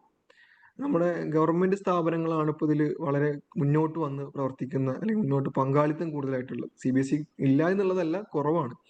അപ്പോൾ ഇപ്പൊ ഞാൻ മലപ്പുറത്ത് സ്റ്റേറ്റ് ലെവൽ റാങ്ക് ഒക്കെ വരുമ്പോൾ മലപ്പുറത്ത് ഒരു സ്കൂളുണ്ട്, അവര് കാർമൽഗിരി എന്ന് പറഞ്ഞ ഒരു സ്കൂൾ, ഇവിടെ ജോയിൻ ചെയ്തിട്ടുണ്ടോ അറിയില്ല. അപ്പോൾ അവരാകെ 10 ഐഡിയ സബ്മിറ്റ് ചെയ്തിട്ടുള്ളൂ. പക്ഷെ അവര് സ്റ്റേറ്റ് 3ാം സ്ഥാനത്താണ് നിൽക്കുന്നത്. അതിന് കാരണം എന്താന്ന് വെച്ചാല് CBSE പങ്കാളിത്തം വളരെ കുറവാണ് ഓൾ ഓവർ സ്റ്റേറ്റും. അപ്പൊ അങ്ങനത്തെ ഒരു കേസാണ് ഉള്ളത്. ഞാൻ പറഞ്ഞു വരുന്നത്, CBSE ടീച്ചേഴ്സ് ഇതിലുണ്ടെങ്കിൽ നിങ്ങൾ കുറച്ച് ആളുകൾ ജോയിൻ ചെയ്താൽ തന്നെ, അല്ലെങ്കിൽ കുറച്ച് ഒരു 30-50 ഐഡിയാസ് നിങ്ങളുടെ സ്കൂളിൽ നിന്നൊക്കെ സബ്മിറ്റ് ചെയ്താൽ തന്നെ നിങ്ങൾ CBSE തലത്തിൽ 1ാം സ്ഥാനത്തൊക്കെ എത്താനുള്ള സാധ്യതകൾ കൂടുതലാണ്. നിങ്ങൾ ആ രീതിയിലൊക്കെ പ്ലാൻ ചെയ്യാം. നമ്മൾ ഈ പരിപാടിയൊക്കെ വെക്കുന്നതിന്റെ ഒക്കെ പുറകിലുള്ള ഉദ്ദേശം എന്ന് പറയുന്നത്, അതായത് നമുക്ക് ഓരോരുത്തർക്കും ഓരോ മോട്ടീവ് ഉണ്ടാവും. നമ്മുടെ ഞാനെപ്പോഴും മലപ്പുറം ഫീലിങ്സിലാണ് പറയാറുള്ളത്. മലപ്പുറത്ത് പണ്ട് മുതലേ ഉള്ള ഒരു ട്രെൻഡാണ്. എന്റെ പേഴ്സണൽ കാര്യം പറയുമ്പോൾ എന്റെ ഫാമിലിയിലുള്ള പലരും ഗൾഫിൽ പോയിട്ടാണ് ജീവിക്കുന്നത്, അല്ലെങ്കിൽ അവരൊക്കെ ഗൾഫിൽ ജോലി ചെയ്യുന്ന ആളുകളായിരിക്കും. അത് മലപ്പുറത്തിന്റെ ഒരു ട്രെൻഡ് അങ്ങനെയാണ്. മലപ്പുറത്ത് അതേപോലെ തന്നെ പാലക്കാട്, മണ്ണാർക്കാട് ഭാഗങ്ങളിലൊക്കെ ഉൾപ്പെടെ ആ ഒരു രീതിയിൽ ട്രെൻഡ് വളരെ കൂടുതലാണ്. അപ്പോൾ കുട്ടികൾ, നമ്മുടെ ഈ ഒരു തലമുറ ഇതുപോലെ പുതുതായിട്ടുള്ള ഒരു ഇന്നോവേറ്റീവ് തോട്ടിലേക്ക് എത്തിക്കഴിഞ്ഞാൽ അവർക്ക് സ്വന്തമായിട്ട് നമ്മുടെ നാട്ടിൽ പുതിയ സ്ഥാപനങ്ങളും പുതിയ സംരംഭങ്ങളും പുതിയ സ്റ്റാർട്ടപ്പുകൾ, അങ്ങനെ പുതിയ പുതിയ പുതിയ കാര്യങ്ങൾ ചെയ്യാൻ വേണ്ടി പറ്റും. നമുക്ക് ചിലപ്പോൾ നമ്മുടെ മലപ്പുറം ഒരു സിലിക്കൺ വാലി ഒക്കെ ആക്കി മാറ്റാൻ പറ്റും. അപ്പൊ അതിലേക്കുള്ള തോട്ടുകൾ നമ്മൾ കുട്ടികളിൽ ഇൻജക്ട് ചെയ്യണം. കുട്ടികൾക്ക് നമ്മൾ അതിന് പറഞ്ഞു കൊടുക്കണം. അപ്പൊ അതിന്റെ ഭാഗമായിട്ട് ചിലപ്പോ ഇക്കൊല്ലോ അല്ലെങ്കിൽ 2027-ലോ 30-ലൊന്നും ഇത് നടക്കണമെന്നില്ല. പക്ഷെ ഈ ഒരു കുട്ടി ഒരു 10-20 വയസ്സായി ഡിഗ്രി ഒക്കെ കഴിഞ്ഞു കഴിഞ്ഞാൽ ചിലപ്പോ ഒരു ലോങ് ടേമിലേക്ക് തീർച്ചയായിട്ടും ഇതിന്റെ ഒരു എഫക്റ്റ് അപ്പോഴായിരിക്കും വരുന്നുണ്ടാവുക. നമ്മുടെ KDISCന്റെയും ഒബ്ജക്റ്റീവ് ഇത് തന്നെയാണ്. നമ്മുടെ സംസ്ഥാനത്ത് നിന്ന് ഒരുപാട് ആളുകളാണ് പഠനത്തിന് വേണ്ടിയും ജോലിക്ക് വേണ്ടിയും ഔട്ട് ഓഫ് കൺട്രി വിട്ടു പോകുന്നത്. അപ്പൊ ആ ഒരു പ്രവണത കുറക്കുക എന്നുള്ളതും കൂടെ നമ്മുടെ ഈ ഒരു പ്രോഗ്രാമിന്റെ ഒക്കെ ഒരു ലക്ഷ്യമായിട്ട് വരുന്നുണ്ട്. അപ്പൊ നിങ്ങളും ഇതുപോലെ എന്തെങ്കിലും ഒരു പേഴ്സണൽ മോട്ടിവേഷൻ കണ്ടെത്തുക. അതിന്റെ ഭാഗമായിട്ട് നമ്മൾ കുട്ടികളിലേക്ക് മാക്സിമം പ്രോഗ്രാമിന് എത്തിക്കുക. പല ടീച്ചേഴ്സും പറയാറുണ്ട്, സാർ ആകെ 1-2 കുട്ടികൾ ഐഡിയ സബ്മിറ്റ് ചെയ്യുക, എന്തിനാണ് നമ്മൾ 10-ൽ കൂടുതൽ അല്ലെങ്കിൽ അതിൽ കൂടുതൽ കുട്ടികളെ രജിസ്റ്റർ ചെയ്യുന്നത് എന്നുള്ളത്. സിമ്പിൾ ആയിട്ട് പറഞ്ഞു കഴിഞ്ഞാൽ, ഇപ്പോൾ കുട്ടികൾക്കൊന്നും അവരുടെ അടുത്ത് മെയിൽ ID ഉണ്ടാവില്ല, മൊബൈൽ നമ്പറും ഉണ്ടാവില്ല. അപ്പൊ അവര് ഈ പരിപാടിയുമായി ബന്ധപ്പെട്ട് അവരുടെ പേരൻസിനോട് പറയും, ഉപ്പ ഉമ്മ അല്ലെങ്കിൽ അച്ഛനമ്മ, എനിക്ക് ഇങ്ങനെ ഒരു പരിപാടി ഉണ്ട്, ഗവൺമെന്റിന് ഇങ്ങനെ ഒരു പ്രോഗ്രാം ഉണ്ട്, അപ്പൊ അതിന് പങ്കെടുക്കണം എന്നുണ്ട്. അപ്പൊ അതെന്താ പരിപാടി എന്ന് അവർ ചോദിക്കും. അപ്പൊ ഈ പരിപാടി ചിലപ്പോൾ യൂട്യൂബിലൊക്കെ വീഡിയോ ഉണ്ട്, അതൊക്കെ കാണിച്ചു കൊടുക്കും. അപ്പൊ അത് അവർക്കൊരു എന്താണ്, അവർ പറയും അത് നല്ല പരിപാടിയാണല്ലോ, പൈസ ഒന്നും കൊടുക്കണ്ട, വിജയിച്ചാൽ പൈസ കിട്ടും, അത് ഡെവലപ്പ് ചെയ്യാനുള്ള ഫണ്ട് കിട്ടും, അപ്പൊ നീ എന്തായാലും പങ്കെടുക്കുമെന്ന് പറയും. അപ്പോൾ ഈ രീതിയിലുള്ള ഒരു ഇൻഫോർമേഷൻസ് കുട്ടികളിൽ മാത്രമല്ല അവരുടെ വീട്ടിലൊരു ചർച്ചയാവുന്നു. ചിലപ്പോൾ നമ്മളിപ്പോൾ ഈ കൊടുക്കുന്ന ഈ ഒരു ട്രെയിനിങ്ങിന്റെ ഭാഗമായിട്ട് അവരുടെ വീടുകളിൽ നിങ്ങളെ കുറിച്ച് പറയും, ഞങ്ങളുടെ ടീച്ചർ ഇങ്ങനെ ക്ലാസ് എടുത്തു. അപ്പോൾ നിങ്ങൾക്ക് ആ വീട്ടിലൊരു ഇതുപോലത്തെ ഒരു ഡിസ്കഷൻസ് വരും. YEP കുറിച്ചൊരു ഡിസ്കഷൻസ് വരും, ഗവൺമെന്റിനെ കുറിച്ച് ഡിസ്കഷൻസ് വരും. അതൊക്കെ അതിന്റെയൊക്കെ ഭാഗമായിട്ട് ചിലപ്പോൾ നമ്മൾ പ്രതീക്ഷിക്കാത്ത, നമ്മൾ ചിലപ്പോൾ 10 പേരെയൊക്കെ എടുത്തിട്ടുണ്ടാവാം, പക്ഷെ അതിന്റെ പുറമെ നമ്മൾ ഒരു 50 പേരെ പങ്കാളിത്തത്തിലേക്ക് അല്ലെങ്കിൽ ഇതിലേക്ക് എത്തിക്കുകയാണെങ്കിൽ ചിലപ്പോൾ നമ്മൾ പ്രതീക്ഷിക്കാത്ത കുട്ടികൾ മുന്നോട്ട് വരികയും പുതിയ ആശയങ്ങൾ നൽകുകയൊക്കെ ചെയ്യും. അപ്പൊ നമ്മൾ അതിലേക്കൊക്കെ ഞാൻ പറഞ്ഞു വരുന്നത്, നമ്മളിപ്പോ 2 ഐഡി ഞാൻ സബ്മിറ്റ് ചെയ്യുന്നുള്ളൂ, 6 കുട്ടികൾ മതിയല്ലോ എന്ന് പറഞ്ഞ് അവരെ മാത്രം ഫോക്കസ് ചെയ്യുന്നതിന് പകരം നമ്മളൊന്നും കൂടെ ഡിവൈഡ് ആക്കിയിട്ട് ചിന്തിക്കുക. ക്ലാസ്സുകളിലൊക്കെ പോയിട്ട് നമ്മൾ ഈ YEP-നെ കുറിച്ച് ചെറിയ രീതിയിലൊരു നോട്ടീസ് കൊടുക്കുന്നത് പോലെ നമ്മളൊന്ന് പോയി കയറി പറയാം. താല്പര്യമുള്ള കുട്ടികൾ ക്ലാസ് കഴിഞ്ഞതിന് ശേഷം 3:30 നമ്മൾ ഇന്ന കോൺഫറൻസ് ഹാളിലേക്ക് വരണം, നമ്മൾ അതിന്റെ ഒരു ഓറിയന്റേഷൻ വെക്കുന്നുണ്ട്, അപ്പോൾ താല്പര്യമുള്ളവർ വരിക എന്നുള്ള രൂപത്തിൽ അങ്ങനെയൊക്കെ വെച്ച് കഴിഞ്ഞാൽ ചിലപ്പോൾ കുട്ടികളുടെ ഒക്കെ ഒരു പങ്കാളിത്തം ഉണ്ടാവും. ഞാൻ ജസ്റ്റ് കുറച്ച് പോയിന്റ്സ് നിങ്ങൾക്ക് ചെയ്യാൻ പറ്റുന്ന എനിക്ക് തോന്നുന്ന കുറച്ച് ഇൻപുട്സ് തന്നു എന്നുള്ളതേ ഉള്ളൂ. ടീച്ചേഴ്സിനും ഇടപെടാം. സാറ് പറഞ്ഞ പോലെ തന്നെ ഈ വിഷയത്തിൽ സത്യം പറയുകയാണെങ്കിൽ നമ്മുടെ പൊതുവെ ടീച്ചേഴ്സ് പറയാ അത് കുറച്ച് കുട്ടി അധികം ഒന്നും ഐഡിയ സബ്മിഷൻ ഒന്നും ഉണ്ടാവില്ല, വെറുതെ അങ്ങനെയൊക്കെ പറയും. പക്ഷെ ഈ വർഷം ഇന്റർ സ്കൂളിൽ നിന്നുള്ള എക്സ്പീരിയൻസ് സ്റ്റാഫ് മീറ്റിംഗിൽ അങ്ങനെ ഒരു ചർച്ച വന്നു. അതിനുശേഷം ഞാനും തന്നെ ഒന്ന് ഡൗൺ ആയിപ്പോയി, കാരണം എല്ലാ ടീച്ചേഴ്സും ഇങ്ങനെ പറയുന്നത്. പക്ഷെ എനിക്ക് പിന്നെ ഒരു മോട്ടിവേഷനും എന്ത് കിട്ടിയത് എന്താണെന്ന് വെച്ചാൽ, കുട്ടികൾ ഒരു 5-8 ആൾക്കാർ വന്നിട്ട് എന്നോട് ഇങ്ങോട്ട് വന്ന്, ഞാൻ ഗ്രൂപ്പിൽ ഇട്ടിട്ടുള്ളൂ, പക്ഷെ കുട്ടികൾ ഫോളോ അപ്പ് ചെയ്തിട്ട് അവര് എൻ്റെ പിന്നാലെ കൂടിയിട്ടാണ്. അപ്പൊ പിന്നെ ഞാൻ മോട്ടിവേറ്റഡ് ആയി. അങ്ങനെയാണ് ഞാൻ ഇതിലേക്ക് ഇറങ്ങുന്നത്. അപ്പൊ കുട്ടികൾക്കിടയിൽ നല്ല ഐഡിയാസും ചിന്തയും അവർക്ക് വളരണമെന്നുള്ള ആഗ്രഹമുണ്ട്. പക്ഷെ ടീച്ചേഴ്സ് എന്നുള്ള ആൾക്ക് നമുക്ക് ആ ഒരു തിരിനാളം ഒന്ന് ചെയ്ത് കൊടുക്കാൻ കഴിയുക എന്നുള്ളതാണ് പ്രധാനം. എന്തായാലും ജുൽഫർ സാർ പറഞ്ഞ വളരെ കറക്റ്റ് ആണ്. കുട്ടികൾക്കിടയിൽ നമ്മൾ എങ്ങനെ ഇടപെടുന്നോ അതിനനുസരിച്ചിരിക്കും കുട്ടികളും. Anyway, thank you. സാർ, ഇങ്ങനത്തെ ഒരു ക്ലാസ് വളരെ നന്നായിരുന്നു. കുട്ടികൾക്ക് ഇങ്ങനെ ഒരു ക്ലാസ് വളരെ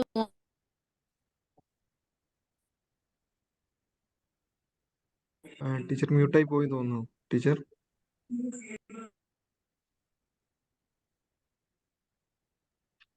ഇപ്പൊ എന്താണ് കുട്ടികൾ ചെയ്യേണ്ടതെന്ന് ടീച്ചേഴ്സ് ഇപ്പൊ ഞങ്ങൾക്കും അറിയില്ലായിരുന്നു, ടീച്ചർ ആണെങ്കിൽ പോലും. അപ്പൊ അത് മനസ്സിലാക്കി വന്നപ്പോഴത്തേക്ക് കുട്ടികൾക്ക് അത് പറഞ്ഞു കൊടുത്ത് ചെയ്യിക്കാനുള്ള ഒരു സമയക്കുറവുള്ളത് പോലെ തോന്നുന്നു 15-ാം തീയതി എന്നുള്ളത്. അപ്പൊ അത് കുട്ടികൾക്കും ഒരു ക്ലാസ് എടുത്ത് കൊടുക്കാനും അത് ചെയ്യാനും ഒക്കെ ഒരു ടൈം 15-ാം തീയതി ഒരു കുറവ് പോലെയാണ് തോന്നുന്നത്. ഇത് കാരണം കുറെ അവധികൾ വന്നതിനാൽ ടീച്ചേഴ്സൊക്കെ പോർഷൻസ് കവർ ചെയ്യാനും കുട്ടികളെ നോട്ട്സ് കംപ്ലീറ്റ് ചെയ്യാത്തത് കൊണ്ടൊക്കെ ഈ ക്ലാസ് ടൈമിലൊക്കെ കുട്ടികളെ പുറത്തേക്ക് ഇറക്കാനൊന്നും നമുക്ക് സാധിക്കുന്നില്ല. അപ്പൊ അതിനൊരു വ്യത്യാസം വരുത്തിയാൽ നന്നായിരിക്കും. ടീച്ചർ പറഞ്ഞതുപോലെ നമുക്കും അറിയാം, നമ്മളത് ഓൾറെഡി ഹെഡ് ഓഫീസിലും മറ്റൊക്കെ ഡിസ്കസ് ചെയ്തിട്ടുണ്ട്.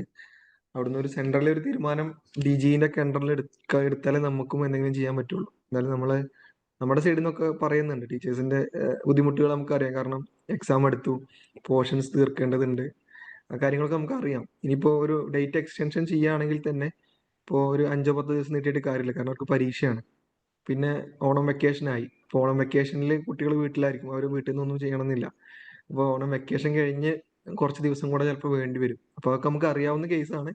നമ്മൾ എന്തായാലും അത് ഡിസ്കഷനിൽ വെച്ചിട്ടുണ്ട്. ഒരു ഫൈനൽ കൺഫർമേഷൻ കിട്ടിയാൽ അറിയിക്കാം. എന്തായാലും നമ്മൾ അതുവരെ ഇപ്പൊ ഈ പറഞ്ഞതുപോലെയുള്ള കാര്യങ്ങൾ ചെയ്യുകയും കുട്ടികളെ റെഡിയാക്കി വെക്കുക.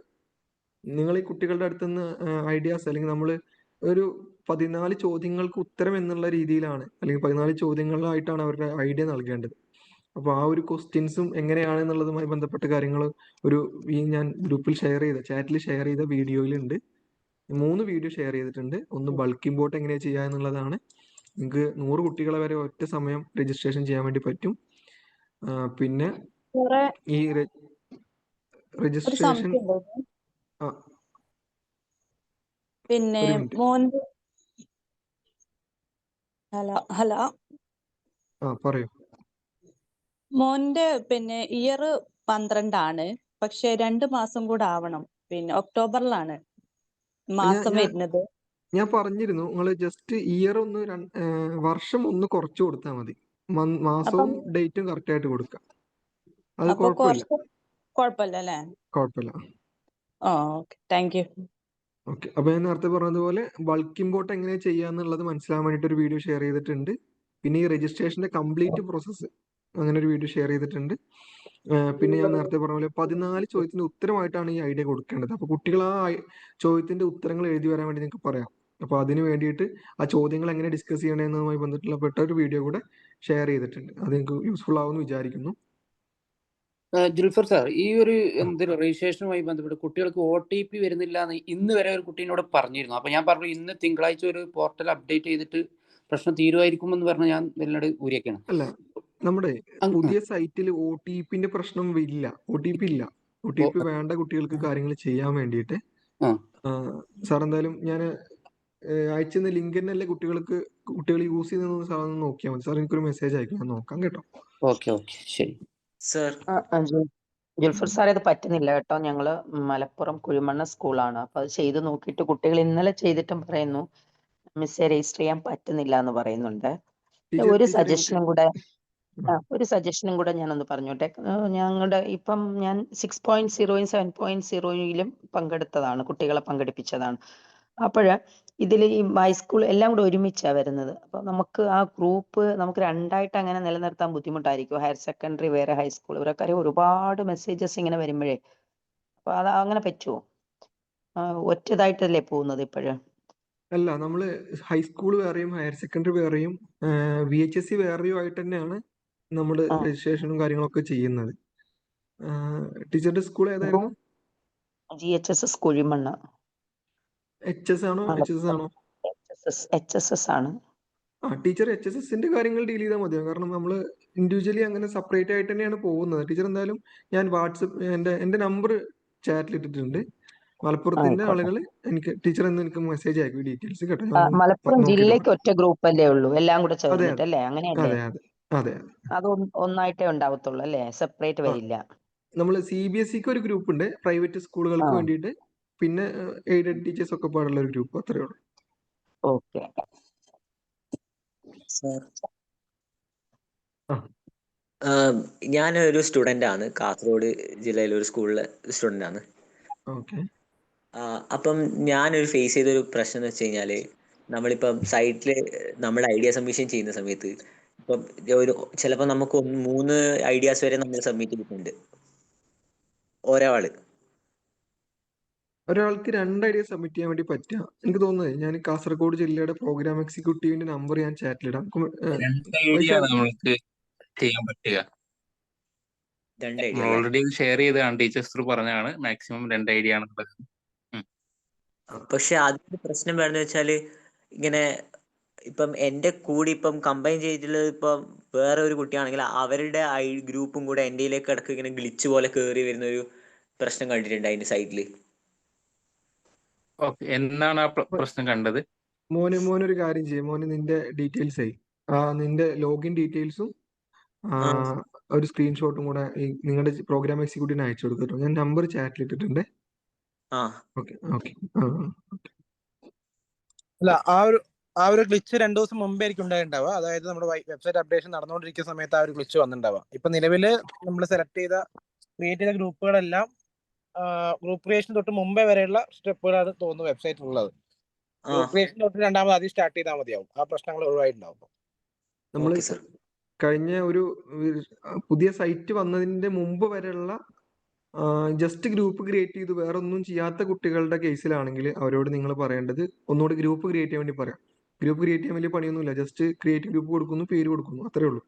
അപ്പോൾ ഐഡിയ സബ്മിറ്റ് ചെയ്ത കുട്ടികളുടെ ഐഡിയാസ് അവരുടെ അക്കൗണ്ടിൽ വന്നിട്ടുണ്ടാവും. അതിന് വേറെ പ്രശ്നങ്ങളൊന്നും വന്നില്ല. ഐഡിയ സബ്മിറ്റ് ചെയ്തിട്ടില്ല, വെറുതെ ഗ്രൂപ്പ് ക്രിയേറ്റ് ചെയ്ത ആളുകളുടേതാണെങ്കിൽ അവരോട് ഒന്നുകൂടി ഗ്രൂപ്പ് ക്രിയേറ്റ് ചെയ്യാൻ വേണ്ടി പറയുന്നതായിരിക്കും നല്ലത്. ബാക്കി ഐഡിയ സബ്മിഷന് വേറെ വലിയ രീതിയിലുള്ള പ്രശ്നങ്ങളൊന്നുമില്ല, നിങ്ങൾക്ക് ചെയ്യാം. അത് കൂടാതെ കാസർഗോഡ് ജില്ലയുടെ ഗ്രൂപ്പുകളിൽ ഓൾറെഡി നമ്മൾ ഇതിന്റെ വീഡിയോസ് ഷെയർ ചെയ്യുന്നുണ്ട്. അപ്പൊ നിങ്ങൾ ടീച്ചറോട് ചോദിക്കുകയാണെങ്കിൽ നമുക്ക് അതിന്റെ യൂട്യൂബ് വീഡിയോസിന്റെ ലിങ്ക് കിട്ടുന്നതായിരിക്കും. Okay sir, thank you.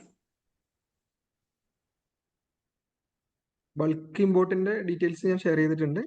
Bulk import എന്ന് ഉദ്ദേശിക്കുന്നത് കോൺസെപ്റ്റ് ഇത്രേ ഉള്ളൂ. കുട്ടികളുടെ ഡീറ്റെയിൽസ് നിങ്ങൾ ഗൂഗിൾ ഫോം വഴിയോ മറ്റോ കളക്ട് ചെയ്യുക. പേര്, ഇമെയിൽ, മൊബൈൽ ഉൾപ്പെടെയുള്ള ഡീറ്റെയിൽസ് അത് നിങ്ങളൊരു എക്സൽ ഫയലിലേക്ക് മാറ്റുകയും അത് നിങ്ങൾക്ക് അപ്ലോഡ് ചെയ്യുക. അപ്പോൾ അപ്ലോഡ് ചെയ്ത് കഴിഞ്ഞാൽ ആ കുട്ടികളുടെയൊക്കെ രജിസ്ട്രേഷൻ കംപ്ലീറ്റ് ആവും. അവർക്ക് പിന്നെ ലോഗിൻ ചെയ്യാം. അതാണ് ഒരു ബൾക്ക് ഇമ്പോർട്ട് എന്ന് പറയുന്നതിന്റെ പ്രത്യേകത. ടീച്ചേഴ്സിന് തന്നെ കുട്ടികളുടെ പാസ്വേഡ് റിസെറ്റ് ചെയ്യാം. അത് ഇൻസ്റ്റിറ്റ്യൂഷൻ ലോഗിനകത്ത് ഐഡിയേറ്റേഴ്സ് എന്ന് പറയുന്ന മെനുവിലാണ്. നിങ്ങൾ പാസ്വേഡ് റിസെറ്റ് ചെയ്താലും ഫോർഗോട്ട് പാസ്വേഡ് ഉപയോഗിച്ച് കുട്ടികളുടെ മെയിലിലേക്ക് റിസെറ്റ് ചെയ്താലും ബൾക്ക് ഇമ്പോർട്ട് ചെയ്യുമ്പോൾ കിട്ടുന്ന പാസ്വേഡ് ഒക്കെ വൺ ടൈം പാസ്വേഡാണ്. കുട്ടികൾ ലോഗിൻ ചെയ്യുമ്പോൾ വീണ്ടും അവരോട് ആ ഒരു പാസ്വേഡ് ഉപയോഗിച്ച് അവർ വൺ ടൈം ലോഗിൻ ചെയ്യുമ്പോൾ പുതിയ പാസ്വേഡ് അവരോട് വെക്കാൻ പറയും. പിന്നെ അവർ ആ വെക്കുന്ന പാസ്വേഡാണ് സ്ഥിരമായിട്ടുള്ള അവരുടെ പാസ്വേഡ്. അപ്പോൾ ആ രീതിയിൽ നിങ്ങൾക്ക് വേണമെങ്കിൽ കോമൺ ആയിട്ട് പറയാം YIP 12345 അല്ലെങ്കിൽ YIP 2025 എന്നൊക്കെ പാസ്വേഡ് വെച്ചാൽ മതി എന്ന് പറയാം. കാരണം കുട്ടികൾ പിന്നെ മറന്നു കഴിഞ്ഞാൽ നിങ്ങൾക്ക് ഹെൽപ്പ് ചെയ്യാൻ വേണ്ടിയിട്ട്. അത് നിർബന്ധമൊന്നുമില്ല. അല്ലെങ്കിൽ നമ്മൾ കുട്ടികളോട് പറയാം നിങ്ങൾ രണ്ടാമത് കൊടുക്കുന്ന പാസ്വേഡ് എവിടെയെങ്കിലും എഴുതി വെക്കാൻ വേണ്ടിയിട്ടുള്ള ഒരു നിർദ്ദേശം കൊടുക്കുന്നത് നല്ലതായിരിക്കും. ബൾക്ക് ഇമ്പോർട്ടിൽ രജിസ്ട്രേഷൻ മാത്രമേ ചെയ്യാൻ പറ്റുള്ളൂ. ബാക്കിയുള്ളതൊക്കെ സെപ്പറേറ്റ് ആയിട്ട് ചെയ്യണം.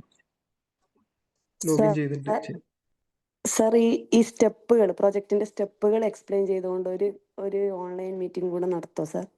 കുട്ടികൾക്ക് ഒന്നും കൂടെ നമുക്ക് സോഫ്റ്റ് ആയിട്ട് എക്സ്പ്ലെയിൻ ചെയ്ത് കൊടുക്കാൻ പറ്റുന്ന രീതിയിൽ. ഓരോ സ്റ്റെപ്പും കുറച്ചൊരു കോംപ്ലിക്കേറ്റഡ് ആയിട്ടാണ് തോന്നുന്നത്. ടീച്ചർ ഈ വീഡിയോ കണ്ടാൽ മതി, ടീച്ചറിന് അത് ക്ലിയർ ആവും കേട്ടോ. ഞാൻ ആ വീഡിയോന്റെ ലിങ്ക് ഒന്നുകൂടെ ഷെയർ ചെയ്യാം. നമ്മൾ ടീച്ചർ ഏതാ ഡിസ്ട്രിക്ട് ഏതായിരുന്നു? ഞാൻ കാസർഗോഡ് ഡിസ്ട്രിക്ട് ആണ് സർ. ടീച്ചർ സ്റ്റെപ്പുകൾ വായിച്ചപ്പോഴാണ് കുറച്ചും കൂടെ കോംപ്ലിക്കേറ്റഡ് ആയിട്ട് തോന്നുന്നത്. കുട്ടികളെല്ലാം കുറച്ച് ഇംഗ്ലീഷിൽ, നമുക്കിപ്പം ലാംഗ്വേജ് ഏതിലും ടൈപ്പ് ചെയ്യാലോ അല്ലേ സർ? അല്ല ടീച്ചർ, അത് ചിലപ്പോ മുമ്പ് നമ്മുടെ YIP സൈറ്റിലുള്ള വീഡിയോസ് ചിലപ്പോ പഴയതുമാണ്. അത് നമ്മൾ ഈ പറഞ്ഞ രീതിയിൽ കുറച്ച് കോംപ്ലിക്കേറ്റഡ് ആയിട്ട് ഫീൽ ചെയ്യുന്നുണ്ടാവാം. എന്തായാലും നോക്കാം ടീച്ചർ. വൈശാഖ് നിങ്ങളെ ടീച്ചറിനെ കണക്ട് ടീച്ചർ ഒന്ന് group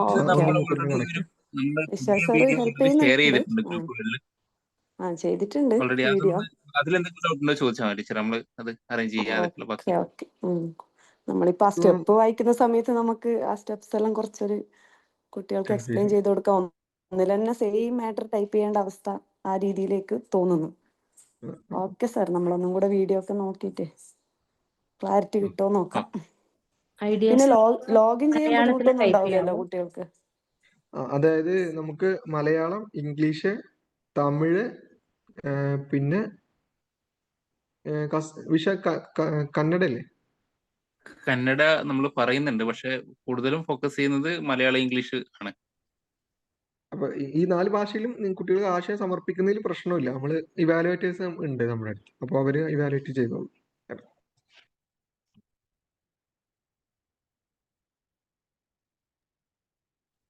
sir, good evening sir. Good evening sir, Kasaragod ജില്ലയിലെ കുട്ടമത്ത് സ്കൂളത്തെ ടീച്ചറാണ്. GHSS കുട്ടമത്ത്. സാറേ, അത് കുട്ടികള് പിന്നെ രജിസ്ട്രേഷൻ കുറച്ചു പേർക്ക് രജിസ്ട്രേഷൻ ചെയ്യാൻ പറ്റി, ബാക്കിയുള്ളവർക്ക് പറ്റിയില്ല. അപ്പൊ അതിപ്പോ ഇനി ബൾക്കിൽ ചെയ്യാന്ന് വിചാരിക്കുന്നേ.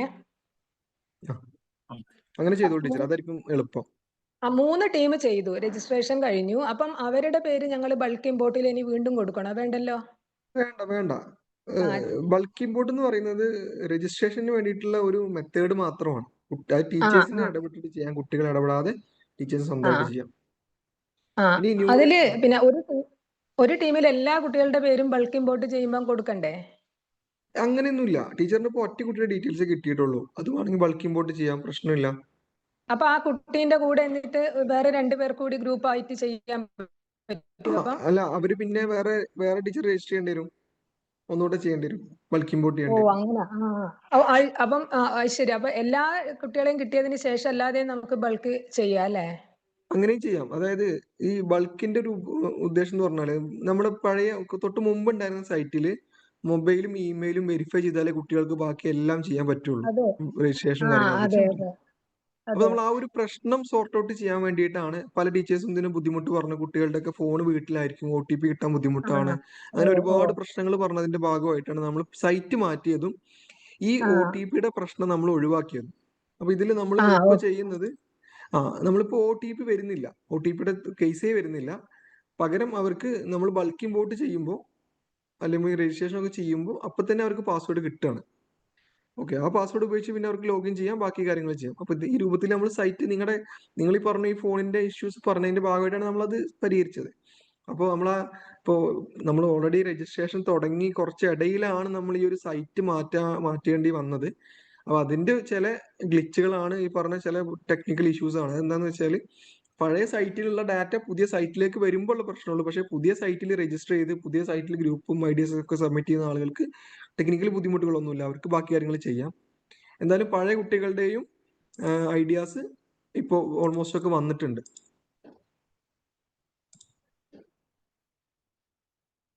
അപ്പൊ എന്തായാലും ഓൾമോസ്റ്റ് എല്ലാവരുടെയൊക്കെ ഡൗട്ടുകൾ ക്ലിയർ ആയെന്ന് വിചാരിക്കുന്നു. വേറെ എന്തെങ്കിലും ഉണ്ടെങ്കിൽ ചോദിക്കാം, അല്ലെങ്കിൽ നമുക്കൊരു 5 minutes കൊണ്ട് തന്നെ വൈൻഡ് അപ്പ് ചെയ്യാൻ തോന്നുന്നു.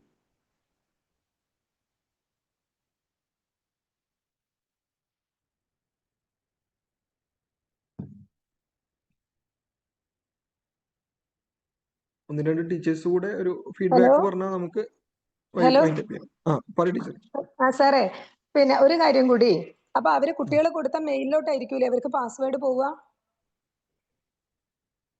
ടീച്ചർ പാസ്വേഡ് അങ്ങനെയല്ല, ടീച്ചർ ബൾക്ക് അപ്ലോഡ് ചെയ്യുമ്പോൾ അവിടെ തന്നെ ടീച്ചറിന് പാസ്വേഡ് എഴുതി കാണിക്കും.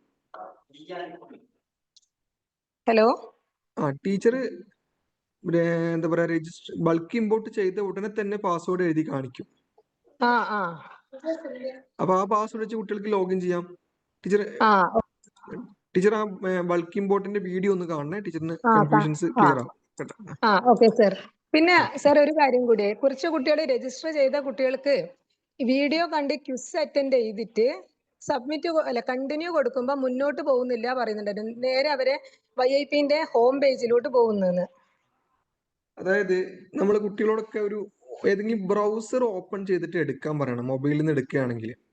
കാരണം നമ്മൾ മിക്ക കുട്ടികളും ചെയ്യുന്നത് സ്ക്രീനിൽ തന്നെ ഒരു ഗൂഗിൾ സെർച്ചിന്റെ ബട്ടൺ കാണാം, അത് എടുക്കും, അതിലാണ് സെർച്ച് ചെയ്യുക. അതൊരു ബ്രൗസർ അല്ല ശരിക്കും, ജസ്റ്റ് ഒരു ക്വിക്ക് സെർച്ച് എന്നുള്ള പോലെ ഒരു ഓപ്ഷനാണ്. നിങ്ങൾ അതിന് പകരം ഗൂഗിൾ ക്രോം ഓപ്പൺ ചെയ്ത് എടുക്കാൻ പറഞ്ഞു കഴിഞ്ഞാൽ ഒരുപാട് പ്രശ്നങ്ങൾ നിങ്ങൾക്ക് ഫീൽ ചെയ്യില്ല. Okay sir, thank you. Okay,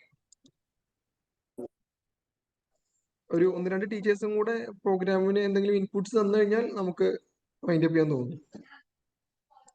പ്രോഗ്രാമിൽ നിങ്ങളെ എന്തെങ്കിലും പ്ലാൻ ചെയ്തിട്ടുണ്ടോ? ഒന്നൊന്നും പറഞ്ഞില്ല ആരും. സർ ഒരു ഡൗട്ടാണ് സർ. പറയൂ.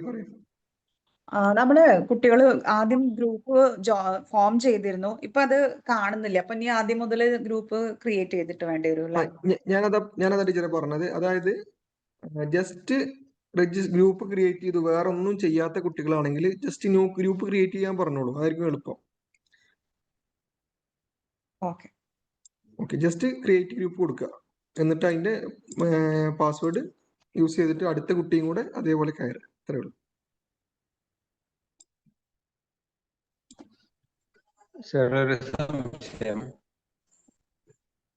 കേട്ടില്ല?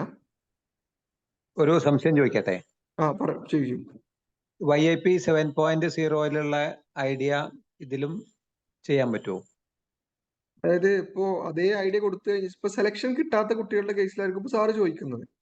അപ്പോ അവരോട് അതേ ഐഡിയ തന്നെ കൊടുക്കുന്നതിന് പകരം അവരോട് ആ ഐഡിയയിൽ ഒന്നും കൂടെ ചിന്തിക്കുകയും അതിൽ കുറച്ച് മോഡിഫിക്കേഷൻസ് ഒക്കെ കൊടുത്തിട്ട് അത് കൊടുക്കാൻ വേണ്ടി പറയാം, കുഴപ്പമില്ല. കാരണം ഓൾറെഡി റിജക്ട് ചെയ്ത ഐഡിയ ആണല്ലോ, അപ്പൊ ഒന്നും കൂടെ ബെറ്റർ ആക്കിയിട്ട് കൊടുക്കുന്നതിൽ പ്രശ്നമൊന്നുമില്ല. Okay, thank you. 2 പേരോ 3 പേരോ? മിനിമം ഒരു ഗ്രൂപ്പിൽ 2 പേര് വേണം, മാക്സിമം 3 പേര്. ഒരു കുട്ടിക്ക് 2 ഗ്രൂപ്പിൽ വരെ മെമ്പർ ആയിട്ട് അല്ലെങ്കിൽ 2 ഗ്രൂപ്പിൽ വരെ പങ്കാളിത്തം വരുത്തിയിട്ട് 2 ഐഡിയാസ് വരെ സബ്മിറ്റ് ചെയ്യാം maximum. Okay, thank you.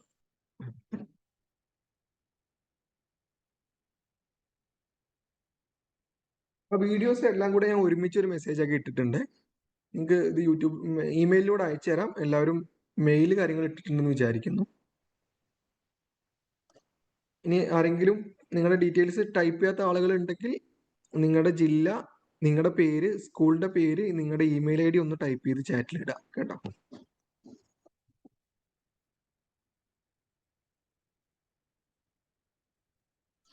Sir, കുട്ടികളെ ക്വിസ് അറ്റൻഡ് ചെയ്യുന്നത് എങ്ങനെയാണ്?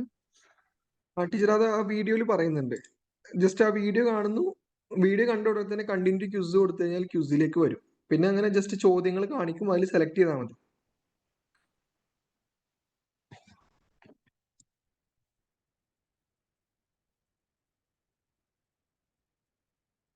നമ്മുടെ ഓരോ ജില്ലയിലെയും ആളുകളുടെ കോണ്ടാക്ട് നമ്പേഴ്സ് ഞാൻ ചാറ്റിൽ ഒരു ലിങ്ക് ഷെയർ ചെയ്യുന്നുണ്ട്. നമ്മുടെ സൈറ്റിലും കിട്ടും.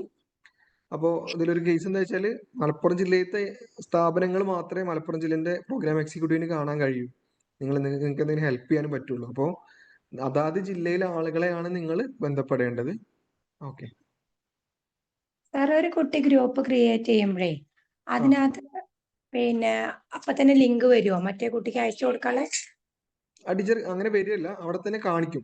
അല്ലെങ്കിൽ ഇൻവൈറ്റ് എന്ന് പറഞ്ഞ ബട്ടൺ ഉണ്ട്, അത് ക്ലിക്ക് ചെയ്തിട്ട് അപ്പൊ അവിടെ കാണും. അത് ഫോട്ടോ എടുക്കുകയോ അല്ലെങ്കിൽ നിങ്ങളൊന്ന് നോട്ട് ചെയ്തോ ചെയ്തിട്ട് മറ്റാളുടെ ഗ്രൂപ്പിൽ മറ്റാളുടെ അക്കൗണ്ടിൽ പോയിട്ട് ജോയിൻ ചെയ്താൽ മതി. ടീച്ചർ ആ വീഡിയോ കണ്ടോ, ടീച്ചറിന് ഒരു ക്ലാരിറ്റി കിട്ടും കേട്ടോ.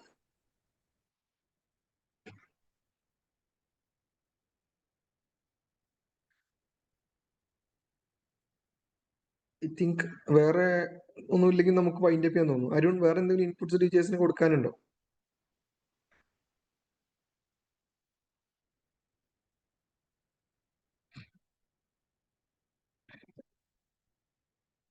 ഇല്ല, ഒന്നുമില്ല, വൈൻഡപ്പ് ചെയ്യാം. ഞാൻ വണ്ടി ഡ്രൈവിംഗ് ചെയ്യുന്നു.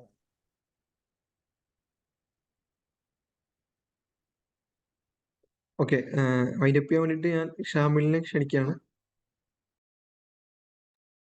ഓക്കെ, നമ്മൾ ഓൾമോസ്റ്റ് ഒരു 1.5 മണിക്കൂർ കഴിഞ്ഞു നമ്മുടെ ഈ ഒരു YIP-യുടെ ഫാക്കൽറ്റി ഡെവലപ്മെന്റ് സെഷൻ നമ്മൾ സ്റ്റാർട്ട് ചെയ്തിട്ട്. ആക്ച്വലി നമ്മളുടെ ഉദ്ദേശം ഇപ്പം നമുക്കറിയാം YIP-യുടെ രജിസ്ട്രേഷനുമായി ബന്ധപ്പെട്ട ഒരുപാട് ഡിഫിക്കൽട്ടീസ് ടീച്ചേഴ്സ് ആണെങ്കിലും സ്റ്റുഡൻസ് ആണെങ്കിലും ഫേസ് ചെയ്യുന്നുണ്ട്.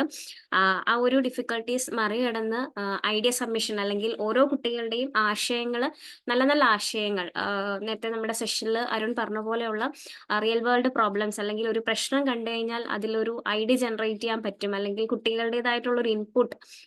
നമ്മൾ എപ്പോഴും പറയുന്ന ഒരു കാര്യമാണ് out of the box think ചെയ്യാൻ പറ്റുക, അല്ലെങ്കിൽ പേപ്പറിൽ എഴുതുന്നതോ അല്ലെങ്കിൽ പുസ്തകത്തിൽ പഠിക്കുന്നതോ ആയിട്ടുള്ള കാര്യങ്ങൾ കൂടാതെ അവർക്ക് ചുറ്റും നടക്കുന്ന കാര്യങ്ങളെ പറ്റിയിട്ട് അവർ ബോധഡ് ആവുക, അതിനെ പറ്റിയിട്ട് ഓരോ വിഷയത്തെ പറ്റി അപ്രോച്ച് ചെയ്യാനോ അല്ലെങ്കിൽ അതിനുള്ളൊരു ഓപ്പർച്യൂണിറ്റി ക്രിയേറ്റ് ചെയ്ത് കൊടുക്കുക എന്നുള്ളത് എല്ലാ വിദ്യാഭ്യാസ സ്ഥാപനങ്ങളുടെയും അവിടെ വർക്ക് ചെയ്യുന്ന ഓരോ അധ്യാപകരുടെയും ലക്ഷ്യവും റെസ്പോൺസിബിലിറ്റിയാണ്. അപ്പം നമ്മൾ ചെയ്യുന്നത്, അല്ലെങ്കിൽ YIP-യിൽ KDISC എന്ന് പറയുന്ന ഡിപ്പാർട്ട്മെന്റ് ചെയ്യുന്നത്, അങ്ങനെ ഒരു പ്ലാറ്റ്ഫോം ഓരോ കുട്ടികൾക്കും വേണ്ടി അവരുടെ ആശയങ്ങൾ നമ്മൾ കളക്ട് ചെയ്യുന്നു, അല്ലെങ്കിൽ നമ്മുടെ സമൂഹത്തിന് പ്രയോജനകരമാകുന്ന രീതിയിലേക്ക് അവരുടെ ആശയങ്ങളെ നമ്മൾ സപ്പോർട്ട് ചെയ്യുന്നത് മാത്രമാണ് നമ്മളുടെ ഡിപ്പാർട്ട്മെന്റ് ചെയ്യുക, അല്ലെങ്കിൽ അങ്ങനെ ഒരു പ്ലാറ്റ്ഫോം ക്രിയേറ്റ് ചെയ്യുക എന്നുള്ളതാണ്. ഓരോ കുട്ടികളെയും അങ്ങനെ ആ രീതിയിലേക്ക് എത്തിക്കുന്നത് അല്ലെങ്കിൽ അവരെ മോൾഡ് ചെയ്തെടുക്കുന്നത് അവരെ ഡെയിലി കാണുന്ന ടീച്ചേഴ്സാണ്, നിങ്ങൾ ഓരോരുത്തരുമാണ്. സോ നിങ്ങൾക്ക് മാത്രമായിരിക്കും കുട്ടികളെ ആ ഒരു രീതിയിലേക്ക് സപ്പോർട്ട് ചെയ്ത് കൈപിടിച്ച് മുൻപോട്ട് കൊണ്ടുപോകാൻ പറ്റത്തുള്ളൂ. സോ അതിന് വേണ്ടിയിട്ടാണ് നമ്മൾ കുട്ടികൾക്ക് കൊടുക്കുന്നതിന് മുൻപായിട്ട് തന്നെ ടീച്ചേഴ്സിന് ഒരു ഫാക്കൽറ്റി ഡെവലപ്മെന്റ് പ്രോഗ്രാം, എങ്ങനെയാണ് ഒരു ആശയം സമർപ്പിക്കേണ്ടത്, അല്ലെങ്കിൽ എങ്ങനെ ഒരു ആശയം ബിൽഡ് ചെയ്യാം, അതിലെങ്ങനെ ഒരു ഫ്യൂച്ചർ അവർക്ക് ഓരോ സ്റ്റുഡൻസിനും ഫ്യൂച്ചർ ഡെവലപ്പ് ചെയ്യാമെന്നുള്ള ഒരു വിഷയത്തിൽ ഇങ്ങനെ ടീച്ചേഴ്സിനായിട്ടൊരു സെഷൻ നമ്മൾ കണ്ടക്ട് ചെയ്തത്.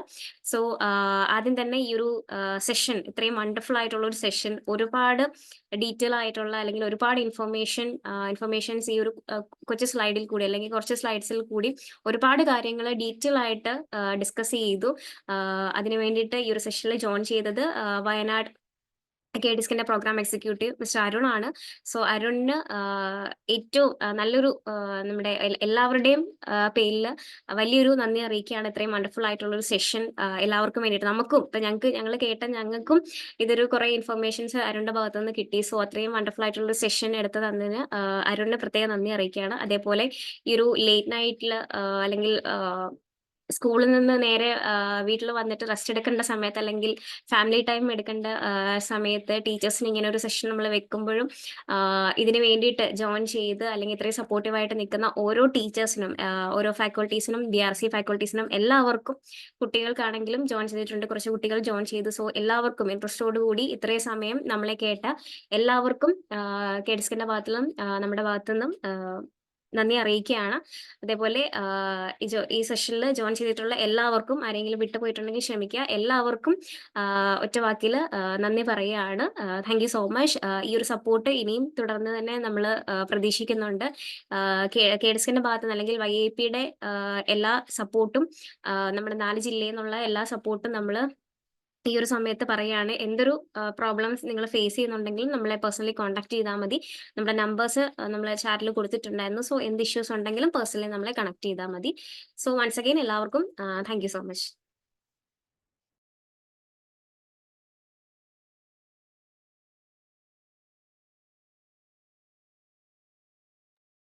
നമുക്ക് നമ്മുടെ സെഷൻ വൈൻഡ് അപ്പ് ചെയ്യാം. Thank you.